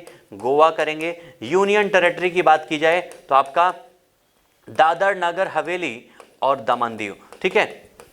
दादर नगर हवेली और दमन दीव ये पहले राज्य, पहले जिले और पहला यूनियन टेरिटरी बना है हर घर जल से प्रमाणित होने वाला। 3 पॉइंट आपको यहां पर ध्यान देना है। नेक्स्ट आपका है नमस्ते। कौन सा? नमस्ते योजना। नमस्ते योजना क्या है डियर? तो एक प्रकार से देश में सभी व्यक्ति को उनके अधिकारों की सुरक्षा के लिए, व्यक्तियों को जो है गंदगी से बचाने के लिए, बीमारी से बचाने के लिए काफ़ी सारे ऐसे श्रमिक वर्ग हैं जो सफाई करते हैं और उस दौरान जो है उनकी जान भी चली जाती है। तो इस प्रकार से सुरक्षा देने के लिए सरकार के द्वारा जो है नमस्ते योजना की शुरुआत की गई है। कौन सा? नमस्ते योजना। इसको जो है कहते हैं Namaste national action for mechanised sanitation ecosystem, यानी सफाई करने में जो लोग लगे होते हैं उनकी जगह पर मशीनों का प्रयोग किया जाएगा। किस लिए? सफाई करने के लिए। जैसे नालों में आप लोग देखते हैं बड़े बड़े नाले होते हैं, पहले जब मशीनें नहीं थी तो व्यक्ति नालों में घुस करके सफाई करते थे, लेकिन अब उनकी सिक्योरिटी के लिए जो है, उनकी सुरक्षा के लिए सरकार के द्वारा नमस्ते एक योजना की शुरुआत की गई है, याद रखिएगा। केंद्र सरकार के द्वारा 17 अगस्त 2022 को इसको लॉन्च किया गया है, ठीक है। और इसमें जो है किसी भी सफाई कर्मचारी को, इस योजना का जो उद्देश्य है वो क्या है? यहाँ पर इस योजना में किसी भी सफाई कर्मचारी का मानव मल पदार्थ के सीधे संपर्क में नहीं आना है। ये इस आपकी योजना का सबसे बड़ा उद्देश्य है। सभी सीवर एवं सेप्टिक टैंक कर्मचारियों की पहुंच वैकल्पिक आजीविका तक होना है, दूसरा उद्देश्य है। उसके अलावा जो है इसमें तीसरा पॉइंट है कि भारत में स्वच्छता कार्य के कारण किसी की मौत ना होने पाए, ये भी इस आपकी महत्वपूर्ण योजना का उद्देश्य है। स्वच्छता संबंधी सभी कार्य कुशल श्रमिकों के द्वारा संपादित किया जाना चाहिए और साथ ही साथ उनमें ज़्यादा से ज़्यादा मशीनों का प्रयोग होगा। ये इसका सबसे महत्वपूर्ण उद्देश्य है, याद रखिएगा। ठीक है, उसके अलावा जो आपकी इस योजना का पूरा विवरण है उसके बारे में बात करें तो सामाजिक एवं अधिकारिता मंत्रालय तथा आवासन एवं शहरी कार्य मंत्रालय, दो अलग अलग मंत्रालय हैं। नाम क्या है? सामाजिक न्याय एवं अधिकारिता मंत्रालय, दूसरा है आवासन एवं शहरी कार्य मंत्रालय। इन दोनों मंत्रालय के द्वारा जो है मिलकर के इस योजना की शुरुआत की गई है। और इस योजना जो है आपकी एक प्रकार से इसकी जो केंद्रीय क्षेत्र की जो योजना है इसके अंतर्गत जो है 500 शहर जो हैं अमृत शहर के अंतर्गत शामिल होंगे। यानी सबसे पहले इस योजना को 500 शहरों में एक प्रकार से लागू किया जाएगा। योजना का जो अनुमोदन है कब से कब तक है? तो 4 वर्षों तक। यानी इस योजना को संचालित करने की जो अवधि है 2022 से लेकर के 2026 तक 4 वर्षों की है। ये पॉइंट आप लोगों को इस योजना से संबंधित याद रखना है। अगला है संस्कृत ग्राम। संस्कृत ग्राम जो है प्रत्येक जिले में एक एक संस्कृत ग्राम की स्थापना की जाएगी और इसकी शुरुआत की गई है उत्तराखंड के द्वारा। उत्तराखंड सरकार के द्वारा उनके उत्तराखंड में टोटल डिस्ट्रिक्ट कितने हैं? तो 13 जिले हैं और उनके सभी जिलों में एक एक संस्कृत जो आपके एक प्रकार से गांव हैं उनकी स्थापना होगी। 13 डिस्ट्रिक्ट में इसको विकास करने का निर्णय लिया गया है। किसके द्वारा? उत्तराखंड सरकार के द्वारा। ठीक है, अब आइए बढ़ते हैं अगले पॉइंट पर। एक सूचकांक है आपका यात्रा एवं पर्यटन विकास सूचकांक 2021 TTCI 2021, ये आपका इंडेक्स है। इसके बारे में महत्वपूर्ण पॉइंट कुछ हैं। सबसे पहले इसकी जो एक प्रकार से ये जो आपका सूचकांक है जारी किसके द्वारा किया गया है? तो इसे जो है पर्यटन विकास सूचकांक जो आपका है विश्व आर्थिक मंच वर्ल्ड इकोनॉमिक फोरम के द्वारा जो है WEF लिखा रहे तो कंफ्यूज मत होइएगा। वर्ल्ड इकोनॉमिक फोरम के द्वारा 2021 पर्यटन विकास सूचकांक 2021 को जारी किया गया है। इस सूचकांक के बारे में अगर महत्वपूर्ण पॉइंट की बात करें, इसमें सबसे अंतिम स्थान पर कौन है? चाड। कौन सा देश है? सबसे लास्ट पर जो देश है उसका नाम है चाड।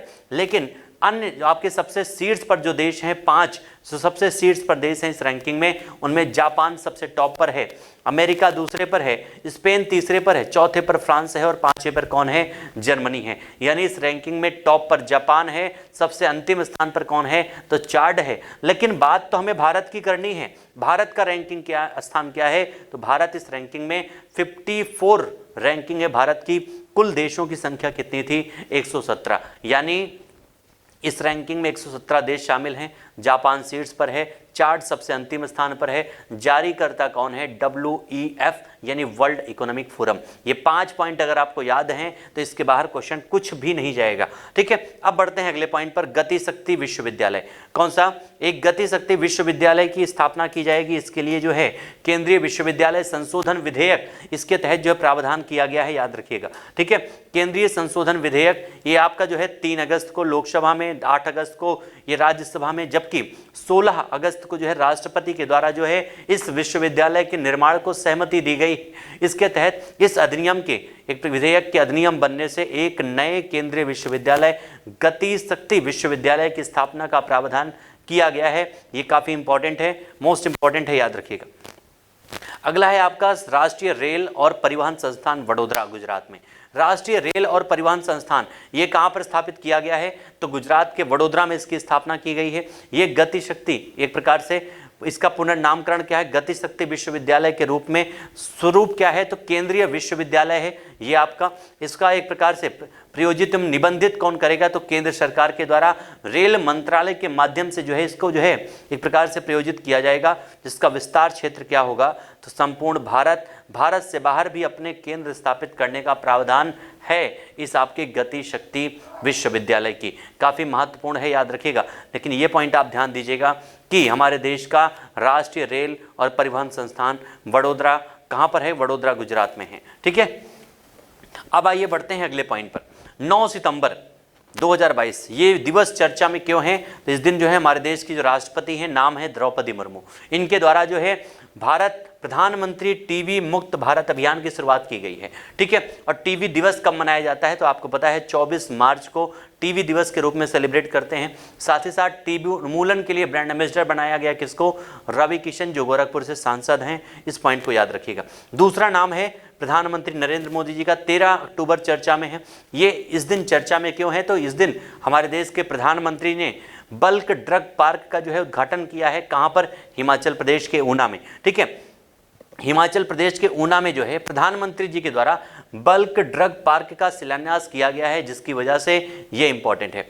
मूव करते हैं अगले पॉइंट पर। अगला जो आपका है कौन सा है, ये आपका NIRF इंडिया रैंकिंग है। कौन सा, NIRF इंडिया रैंकिंग, यानी इस रैंकिंग में भारत के जितने भी महत्वपूर्ण यूनिवर्सिटी हैं उनको एक रैंकिंग प्रोवाइड की गई, सारे संस्थानों को एक रैंकिंग दी गई है, उनके बारे में बात करेंगे। 15 जुलाई 2022 को इसे केंद्रीय शिक्षा मंत्री के द्वारा नेशनल इंस्टीट्यूशनल रैंकिंग फ्रेमवर्क के अंतर्गत देश में शिक्षण संस्थानों की एक इंडिया रैंकिंग जारी की गई है, जिसमें सबसे टॉप पर जो आपके 5 आपके शीर्ष जो आपके IITs हैं, समग्र सूची में शीर्ष 5 जो संस्थान हैं उनमें आपका जो है कौन सा, IIT मद्रास शीर्ष पर है। कौन सा, IIT मद्रास टॉप पर है। दूसरे स्थान पर कौन सा है, तो IISc बेंगलुरु दूसरे पर है, IIT मुंबई तीसरे पर है, चौथे पर कौन सा है तो दिल्ली है, और पांचवें पर कौन सा है तो IIT कानपुर है। यानी अगर आप मैप में देखें तो नीचे से ऊपर की तरफ जब आप जाएंगे, दक्षिण से उत्तर की तरफ जाएंगे, तो आपको ये क्रम से मिलते जाएंगे। यानी सबसे पहले स्थान पर कौन है, IIT मद्रास है, दूसरे स्थान पर IISc बेंगलुरु है, तीसरे पर IIT मुंबई है, चौथे पर IIT दिल्ली है, और पांचवें स्थान पर हमारे उत्तर प्रदेश का IIT कानपुर स्थित है। याद रखिएगा इस आपकी NIRF रैंकिंग में ये आपकी सूची है। उसके अलावा अगर बात करें विश्वविद्यालय श्रेणी में 3 सबसे श्रेष्ठ पर, सबसे टॉप पर जो 3 आपके संस्थान हैं विश्वविद्यालय श्रेणी में, यूनिवर्सिटीज में, तो वो कौन कौन से हैं, तो टॉप पर कौन सा है आपका भारतीय विज्ञान संस्थान बेंगलुरु है, IISc बेंगलुरु के नाम से जिसको जानते हैं। दूसरे स्थान पर कौन सा आपका JNU है, जवाहरलाल नेहरू यूनिवर्सिटी आपकी नई दिल्ली है, और तीसरे स्थान पर है जामिया मिलिया इस्लामिया, कहाँ पर है, नई दिल्ली में है। यानी यूनिवर्सिटीज की श्रेणी में टॉप पर कौन है, तो आपका टॉप पर है IISc बेंगलुरु। ठीक है, तो ये आपकी इंडेक्स काफ़ी इंपॉर्टेंट है, जिसके बारे में क्वेश्चन बन सकते हैं। मिरांडा हाउस दिल्ली जो आपका है, ये कॉलेज हाउस में, कॉलेज श्रेणी में सबसे टॉप पर है। अनुसंधानों की श्रेणी में जो है आपका भारतीय विज्ञान संस्थान यानी IISc जो बेंगलुरु है, ये आपका टॉप पर है, किसके, अनुसंधान श्रेणी के एक प्रकार से श्रेणी में। ठीक है, तो ये आपकी रैंकिंग हो गई जो काफ़ी इंपॉर्टेंट है, जहाँ से क्वेश्चन बन सकते हैं। अगला आपका है राष्ट्रीय वायु खेल नीति। राष्ट्रीय वायु खेल नीति का मतलब है हमारे देश में एक ऐसी खेल नीति बनाई गई जो वायु से संबंधित यानी आसमान में फ्लाइंग से संबंधित जो खेल संबंधित होते हैं उनका विकास करना है। इस नीति के तहत जिसकी शुरुआत केंद्रीय नागर विमानन मंत्री के द्वारा जो है राष्ट्रीय वायु खेल नीति 2022 को जो है लॉन्च किया गया है। इसके अंतर्गत इसका उद्देश्य क्या है, तो याद रखिएगा वायु खेलों के संदर्भ में भारत को जो है विश्व के शीर्ष देशों में शामिल करना इसका उद्देश्य है। यानी भारत को जो है दुनिया के जो सबसे शीर्ष देश हैं इस वायु खेलों के संबंध में उनमें लाकर के खड़ा करना है। वो खेल कौन कौन से हैं, तो उनमें जो है आपके ये गेम शामिल हैं। कौन कौन से, एरोबेटिक्स शामिल हैं, एरो मॉडलिंग और मॉडल रॉकेटरी है, शौकिया निर्मित प्रयोगात्मक आपका विमान शामिल है, गुब्बारे, ड्रोन के अलावा ग्लाइडिंग एवं पावर ग्लाइडिंग, हैंग ग्लाइडिंग और powered hang gliding, parachuting, paragliding और पैरामोटरिंग, पावर्ड विमान, रोटर क्रॉफ्ट, ये आपके सारे महत्वपूर्ण वायु गेम्स हैं, हवा से संबंधित आसमान में खेले जाने वाले गेम हैं जिनमें भारत को अपने स्तर को बढ़ाना है और विश्व स्तरीय देशों में उसको खड़ा करना है। ठीक है, अगला है भारत की पहली नाइट स्काई सेंचुरी, नाम है डार्क स्काई रिजर्व जो आपकी है ये कहां पर स्थापित की गई है। ठीक है, भारत की पहली डार्क स्काई रिजर्व कहां बन रही है, हेनले लद्दाख में। कहां पर, हेनले लद्दाख में। इसकी घोषणा किसने किया है, केंद्रीय मंत्री जितेंद्र सिंह के द्वारा जो है इसकी घोषणा की गई है। घोषणा की तिथि क्या है, तो 3 सितंबर 2022। लेकिन इतना आपको याद होना जरूरी है कि भारत की पहली डार्क स्काई रिजर्व जो है कहां पर बन रही है, हेनले लद्दाख में जो है इसका निर्माण किया जा रहा है। ठीक है, नेक्स्ट हमारा है भारत गौरव के तहत देश की पहली निजी ट्रेन सेवा किस योजना के तहत। पहला तो पॉइंट आपका यह है कौन सी योजना के तहत शुरू की गई है, नाम है भारत गौरव योजना। भारत गौरव योजना जो है इसके तहत भारत की पहली निजी ट्रेन संचालित की गई है। कहां से कहां तक, तो याद रखिएगा इसका संचालन जो है कोयंबटूर से लेकर के साई नगर शिरडी तक यानी तमिलनाडु से महाराष्ट्र तक इसको संचालित किया जाएगा। क्वेश्चन ये भी हो सकता है कि भारत की पहली निजी ट्रेन कौन सी योजना के तहत संचालित है, आंसर होगा भारत गौरव। दूसरा क्वेश्चन ये हो सकता है कि भारत की पहली निजी ट्रेन जो भारत गौरव योजना के तहत संचालित है कहां से कहां के बीच संचालित होगी, तो साई आपकी जो है कोयंबटूर से साई नगर शिरडी तक संचालित किया जाएगा। ठीक है, दूसरा पॉइंट, किसके द्वारा जो है इसको संचालित किया गया है, तो भारतीय रेलवे के द्वारा भारत गौरव योजना के तहत भारत की पहली निजी ट्रेन सेवा की शुरुआत की गई है। और इसके अलावा इसका जो एक प्रकार से दक्षिण रेलवे भारत गौरव योजना के तहत पंजीकृत सेवा प्रदान करने वाला ये पहला भारतीय रेलवे का पहला जोन बन चुका है। कौन सा? दक्षिणी रेलवे। तो ये काफ़ी इंपॉर्टेंट है, जो एक प्रकार से निजी ट्रेन की भारत में पहली बार शुरुआत की गई है। अगला है आपका कौन सा? ये आपका दिल्ली हवाई अड्डा। दिल्ली हवाई अड्डा जो भारत का पहला जल विद्युत ऊर्जा या सौर ऊर्जा से संचालित होने वाला पहला इंटरनेशनल एयरपोर्ट बन चुका है। कौन सा? नाम है दिल्ली इंटरनेशनल एयरपोर्ट। इसको हम लोग जो है इंदिरा गांधी इंटरनेशनल एयरपोर्ट भी कहते हैं, ठीक है। और ये हमारे देश का पहला जल विद्युत और सौर ऊर्जा से संचालित होने वाला पहला इंटरनेशनल एयरपोर्ट बन चुका है। इसके बारे में अगर हम बात करें, सबसे पहला पॉइंट जो आपको यहां पर ध्यान देना है, कौन सा है? Delhi international airport. कौन सा? दिल्ली इंटरनेशनल एयरपोर्ट, जिसको हम लोग इंदिरा गांधी इंटरनेशनल एयरपोर्ट के नाम से जानते हैं। ये भारत का 10वां सबसे बिजिएस्ट एयरपोर्ट है, याद रखिए, सबसे व्यस्त हवाई अड्डा है। और इसी को वर्ष 2030 तक शुद्ध शून्य कार्बन उत्सर्जन जो है हवाई अड्डा बनाने का भी लक्ष्य रखा गया है। उसके अलावा जो है 1 जून 2022 को इंदिरा गांधी अंतर्राष्ट्रीय हवाई अड्डा पूरी तरह से जल विद्युत एवं सौर ऊर्जा के संयोजन से संचालित होने वाला भारत का पहला हवाई अड्डा बन जाएगा, ठीक है। साथ ही साथ कोचीन अंतर्राष्ट्रीय जो हवाई अड्डा है, ये पूर्ण रूप से सौर ऊर्जा से संचालित होने वाला भारत का पहला इंटरनेशनल एयरपोर्ट है। कौन सा? कोचीन। ये ध्यान दीजिएगा, केवल सौर ऊर्जा से। यहां पर जो हम लोग बात कर रहे हैं वो कौन सा? जल विद्युत ऊर्जा और सौर ऊर्जा से संचालित होने वाला 2030 तक शून्य कार्बन उत्सर्जन प्राप्त करने वाला इंटरनेशनल एयरपोर्ट बनने वाला है। कौन सा आपका? तो इंदिरा गांधी इंटरनेशनल एयरपोर्ट। अगला है आपका स्माइल। कौन सी है? स्माइल। आप लोग भी थोड़ा सा स्माइल कीजिए क्योंकि आप लोगों के लिए एक विशेष पहल है घटना चक्र के इस प्लेटफॉर्म के द्वारा, जिसके माध्यम से आप सभी लोग अपने एग्जाम में बेहतर प्रदर्शन कर सकेंगे। क्योंकि आपके लिए दृष्टि बुक के बाद में दृष्टि का एक शॉर्ट फंडामेंटल जो आपका मूल एक प्रकार से जो संरचना है उसको जारी की गई है, की पॉइंट जारी किया गया है, जिसके माध्यम से आप आसानी से चीज़ों को रिवाइज करके सारी चीज़ों को बेहतरीन तरीके से तैयार कर सकते हैं, ठीक है। स्माइल योजना। स्माइल योजना क्या है? इसका उद्देश्य क्या है? स्माइल योजना का मतलब है ऐसे लोग जो बिखरे हुए हैं, ऐसे लोग जो भीख मांगते हैं, ऐसे लोग जो एक प्रकार से ट्रांसजेंडर वर्ग के हैं, उनके चेहरे पर खुशी लाना।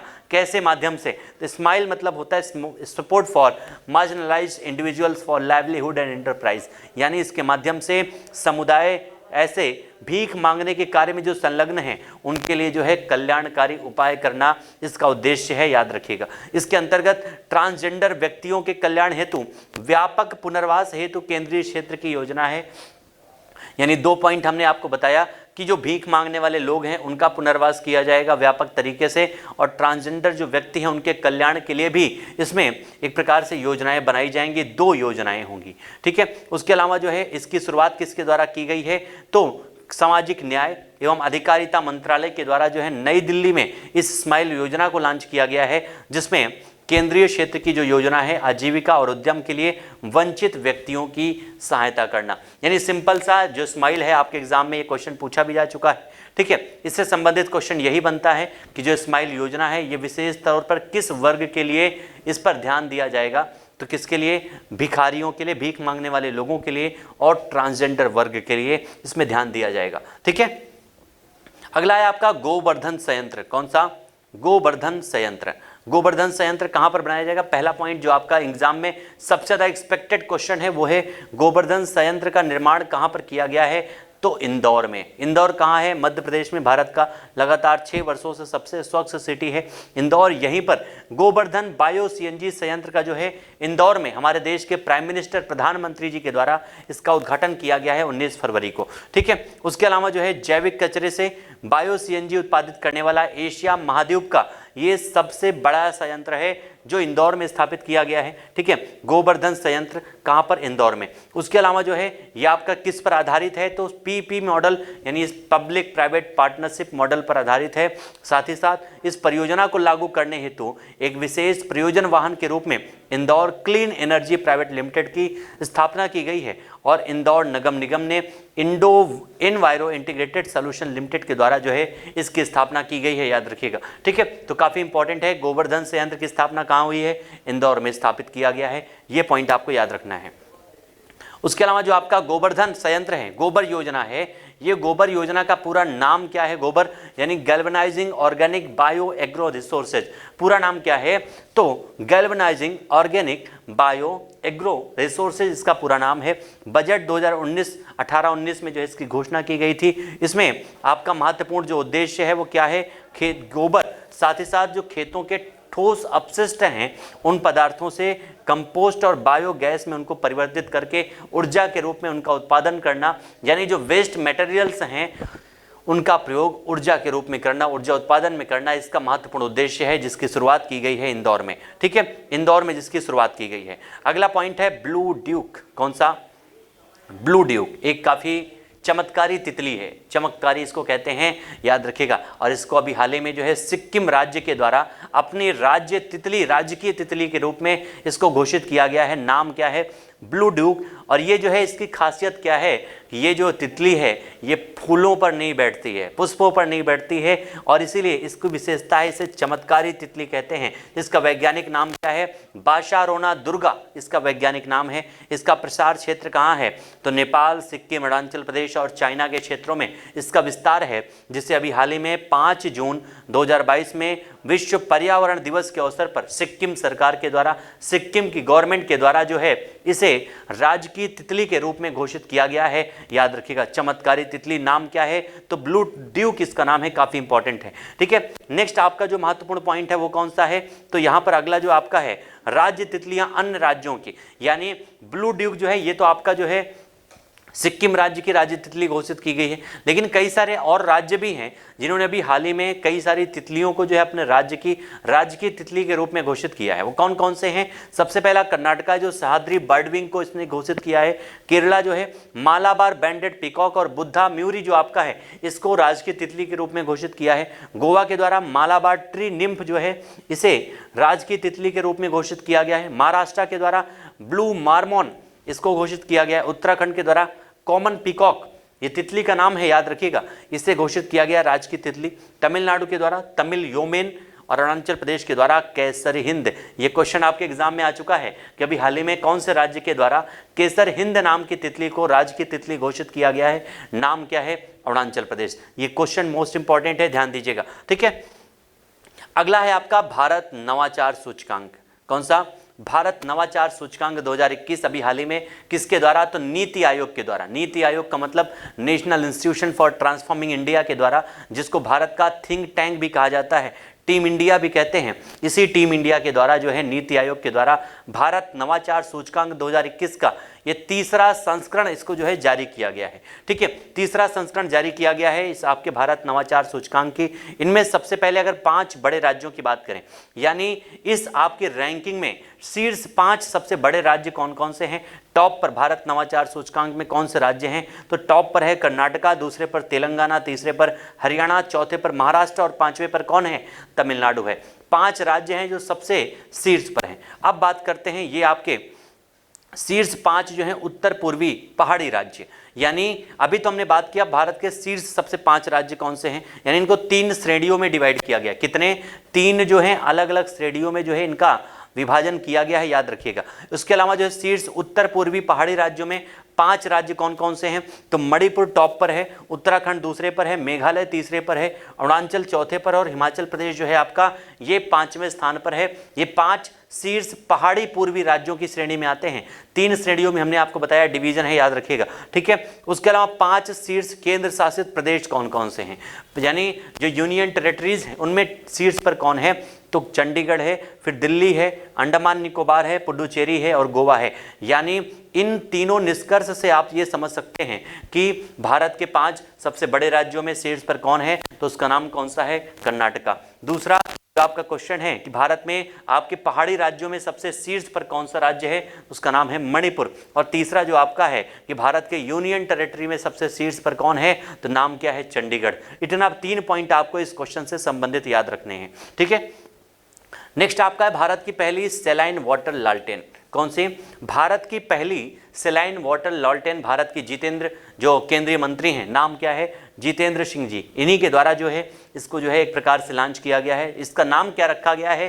रोशनी। क्या नाम है? रोशनी। वर्तमान समय में कई सारे नाम डियर चर्चा में हैं, याद रखिएगा। जैसे भारत का पहला निजी क्रायोजेनिक इंजन जो है उसका नाम धवन रखा गया है, ठीक है। अभी हाल ही में भारत ने सीरिया में एक प्रकार से आपका जो है एक लोगों को निकालने की, सूडान में सॉरी, वहाँ से लोगों को, भारतीय लोगों को निकालने के लिए एक मुहिम शुरू की है, जिसका नाम क्या रखा गया? एक बार कमेंट में आंसर जरूर कीजिएगा। सीरिया और तुर्की में जब भूकंप आया तो भारत ने उसका नाम रखा है ऑपरेशन दोस्त।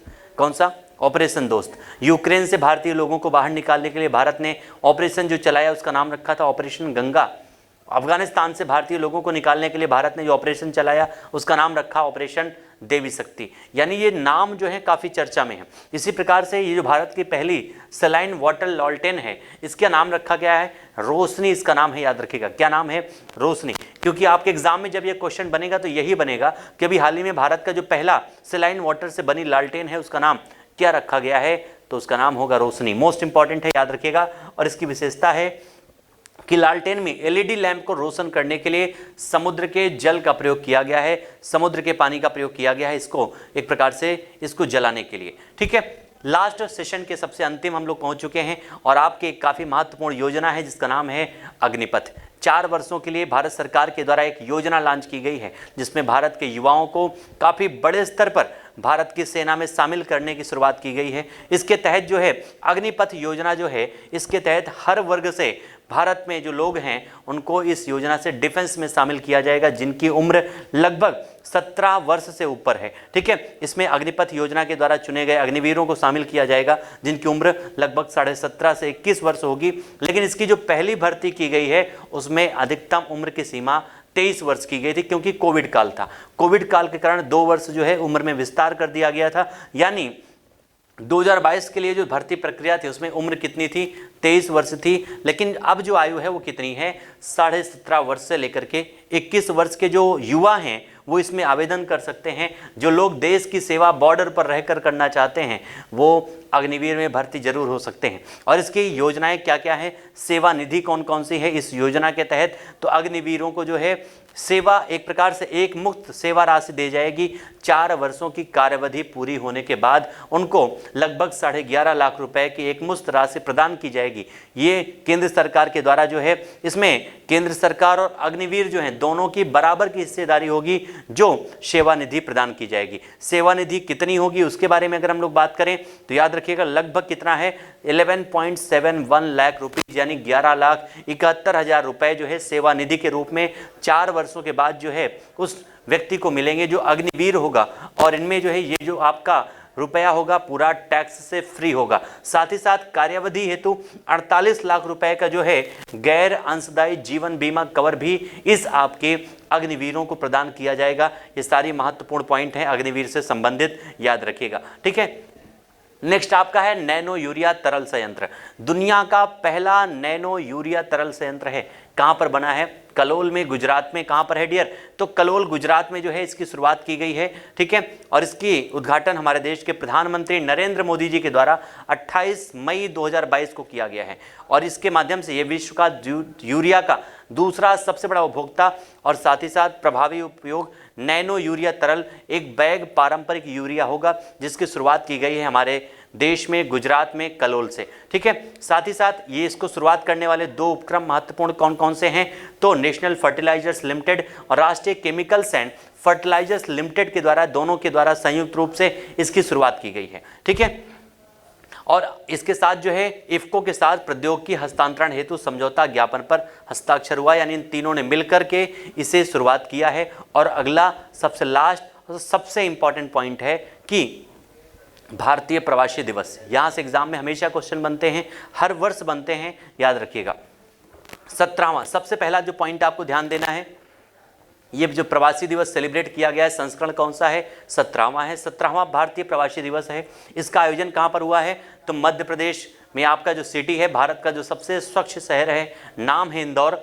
इंदौर में इसको जो है आयोजित किया गया है। 17वां भारतीय प्रवासी दिवस का आयोजन किया गया है। आयोजन अवधि क्या है? तो 8 से 10 जनवरी 2023 के मध्य में। और मुख्य अतिथि कौन है? तो गुयाना के राष्ट्रपति हैं, नाम है डॉक्टर मोहम्मद इरफान। ठीक है, डॉक्टर मोहम्मद इरफान इसके जो हैं मुख्य अतिथि थे। ये आपके सारे महत्वपूर्ण पॉइंट हैं इस आपके सेशन से संबंधित, राष्ट्रीय परिदृश्य से संबंधित जितने भी आपके इंपॉर्टेंट पॉइंट बन सकते थे डियर, उन सारे पॉइंट्स को हम लोगों ने आज के सेशन में चर्चा किया है। और आपके जितने भी टॉपिक काफ़ी टफ आपको लगते रहे होंगे, उन सारे टॉपिक्स को बहुत ही पॉइंटेड और चुने हुए पॉइंट्स के साथ में आपके सामने ला करके हमने आपके जितने भी आपकी जो आपकी दृष्टि की बुक थी या फिर आपका जो करंट अफेयर पूरे एक वर्ष का जो आपको लगता था इतना लेंदी है, कैसे पढ़ेंगे, कैसे कंप्लीट होगा, कैसे याद होगा, उसका एक सोल्यूशन देने का प्रयास जरूर किया है समसामयिक घटना चक्र के इस टीम ने। उम्मीद करते हैं आपको ये सेशन पसंद जरूर आया होगा। एक बार कमेंट में आंसर करके जरूर बताइएगा। और याद रखिएगा, जिस प्रकार से हमने पहले भी आपको कहा था कि दृष्टि जो बुक थी वो केवल किताब नहीं थी, आपकी सिलेक्शन का एक कुंजी है डियर, एक चाबी है, की ऑफ योर सिलेक्शन है। उसी प्रकार से ये जो आपकी किताब है, ये जो सेशन चल रहा है, ये आपके सिलेक्शन में महत्वपूर्ण रोल अदा करने वाला है। इसलिए इस सेशन को अपने सारे दोस्तों के बीच जरूर पहुंचाइएगा जो अनेक प्रकार की प्रतियोगी परीक्षाओं की तैयारी कर रहे हैं। मिलेंगे फिर से अपने नेक्स्ट एपिसोड में नए लेक्चर के साथ, नए सेशन में, अंतर्राष्ट्रीय परिदृश्य के साथ। तब तक आप सभी लोगों को thank you so much everyone. जय हिंद।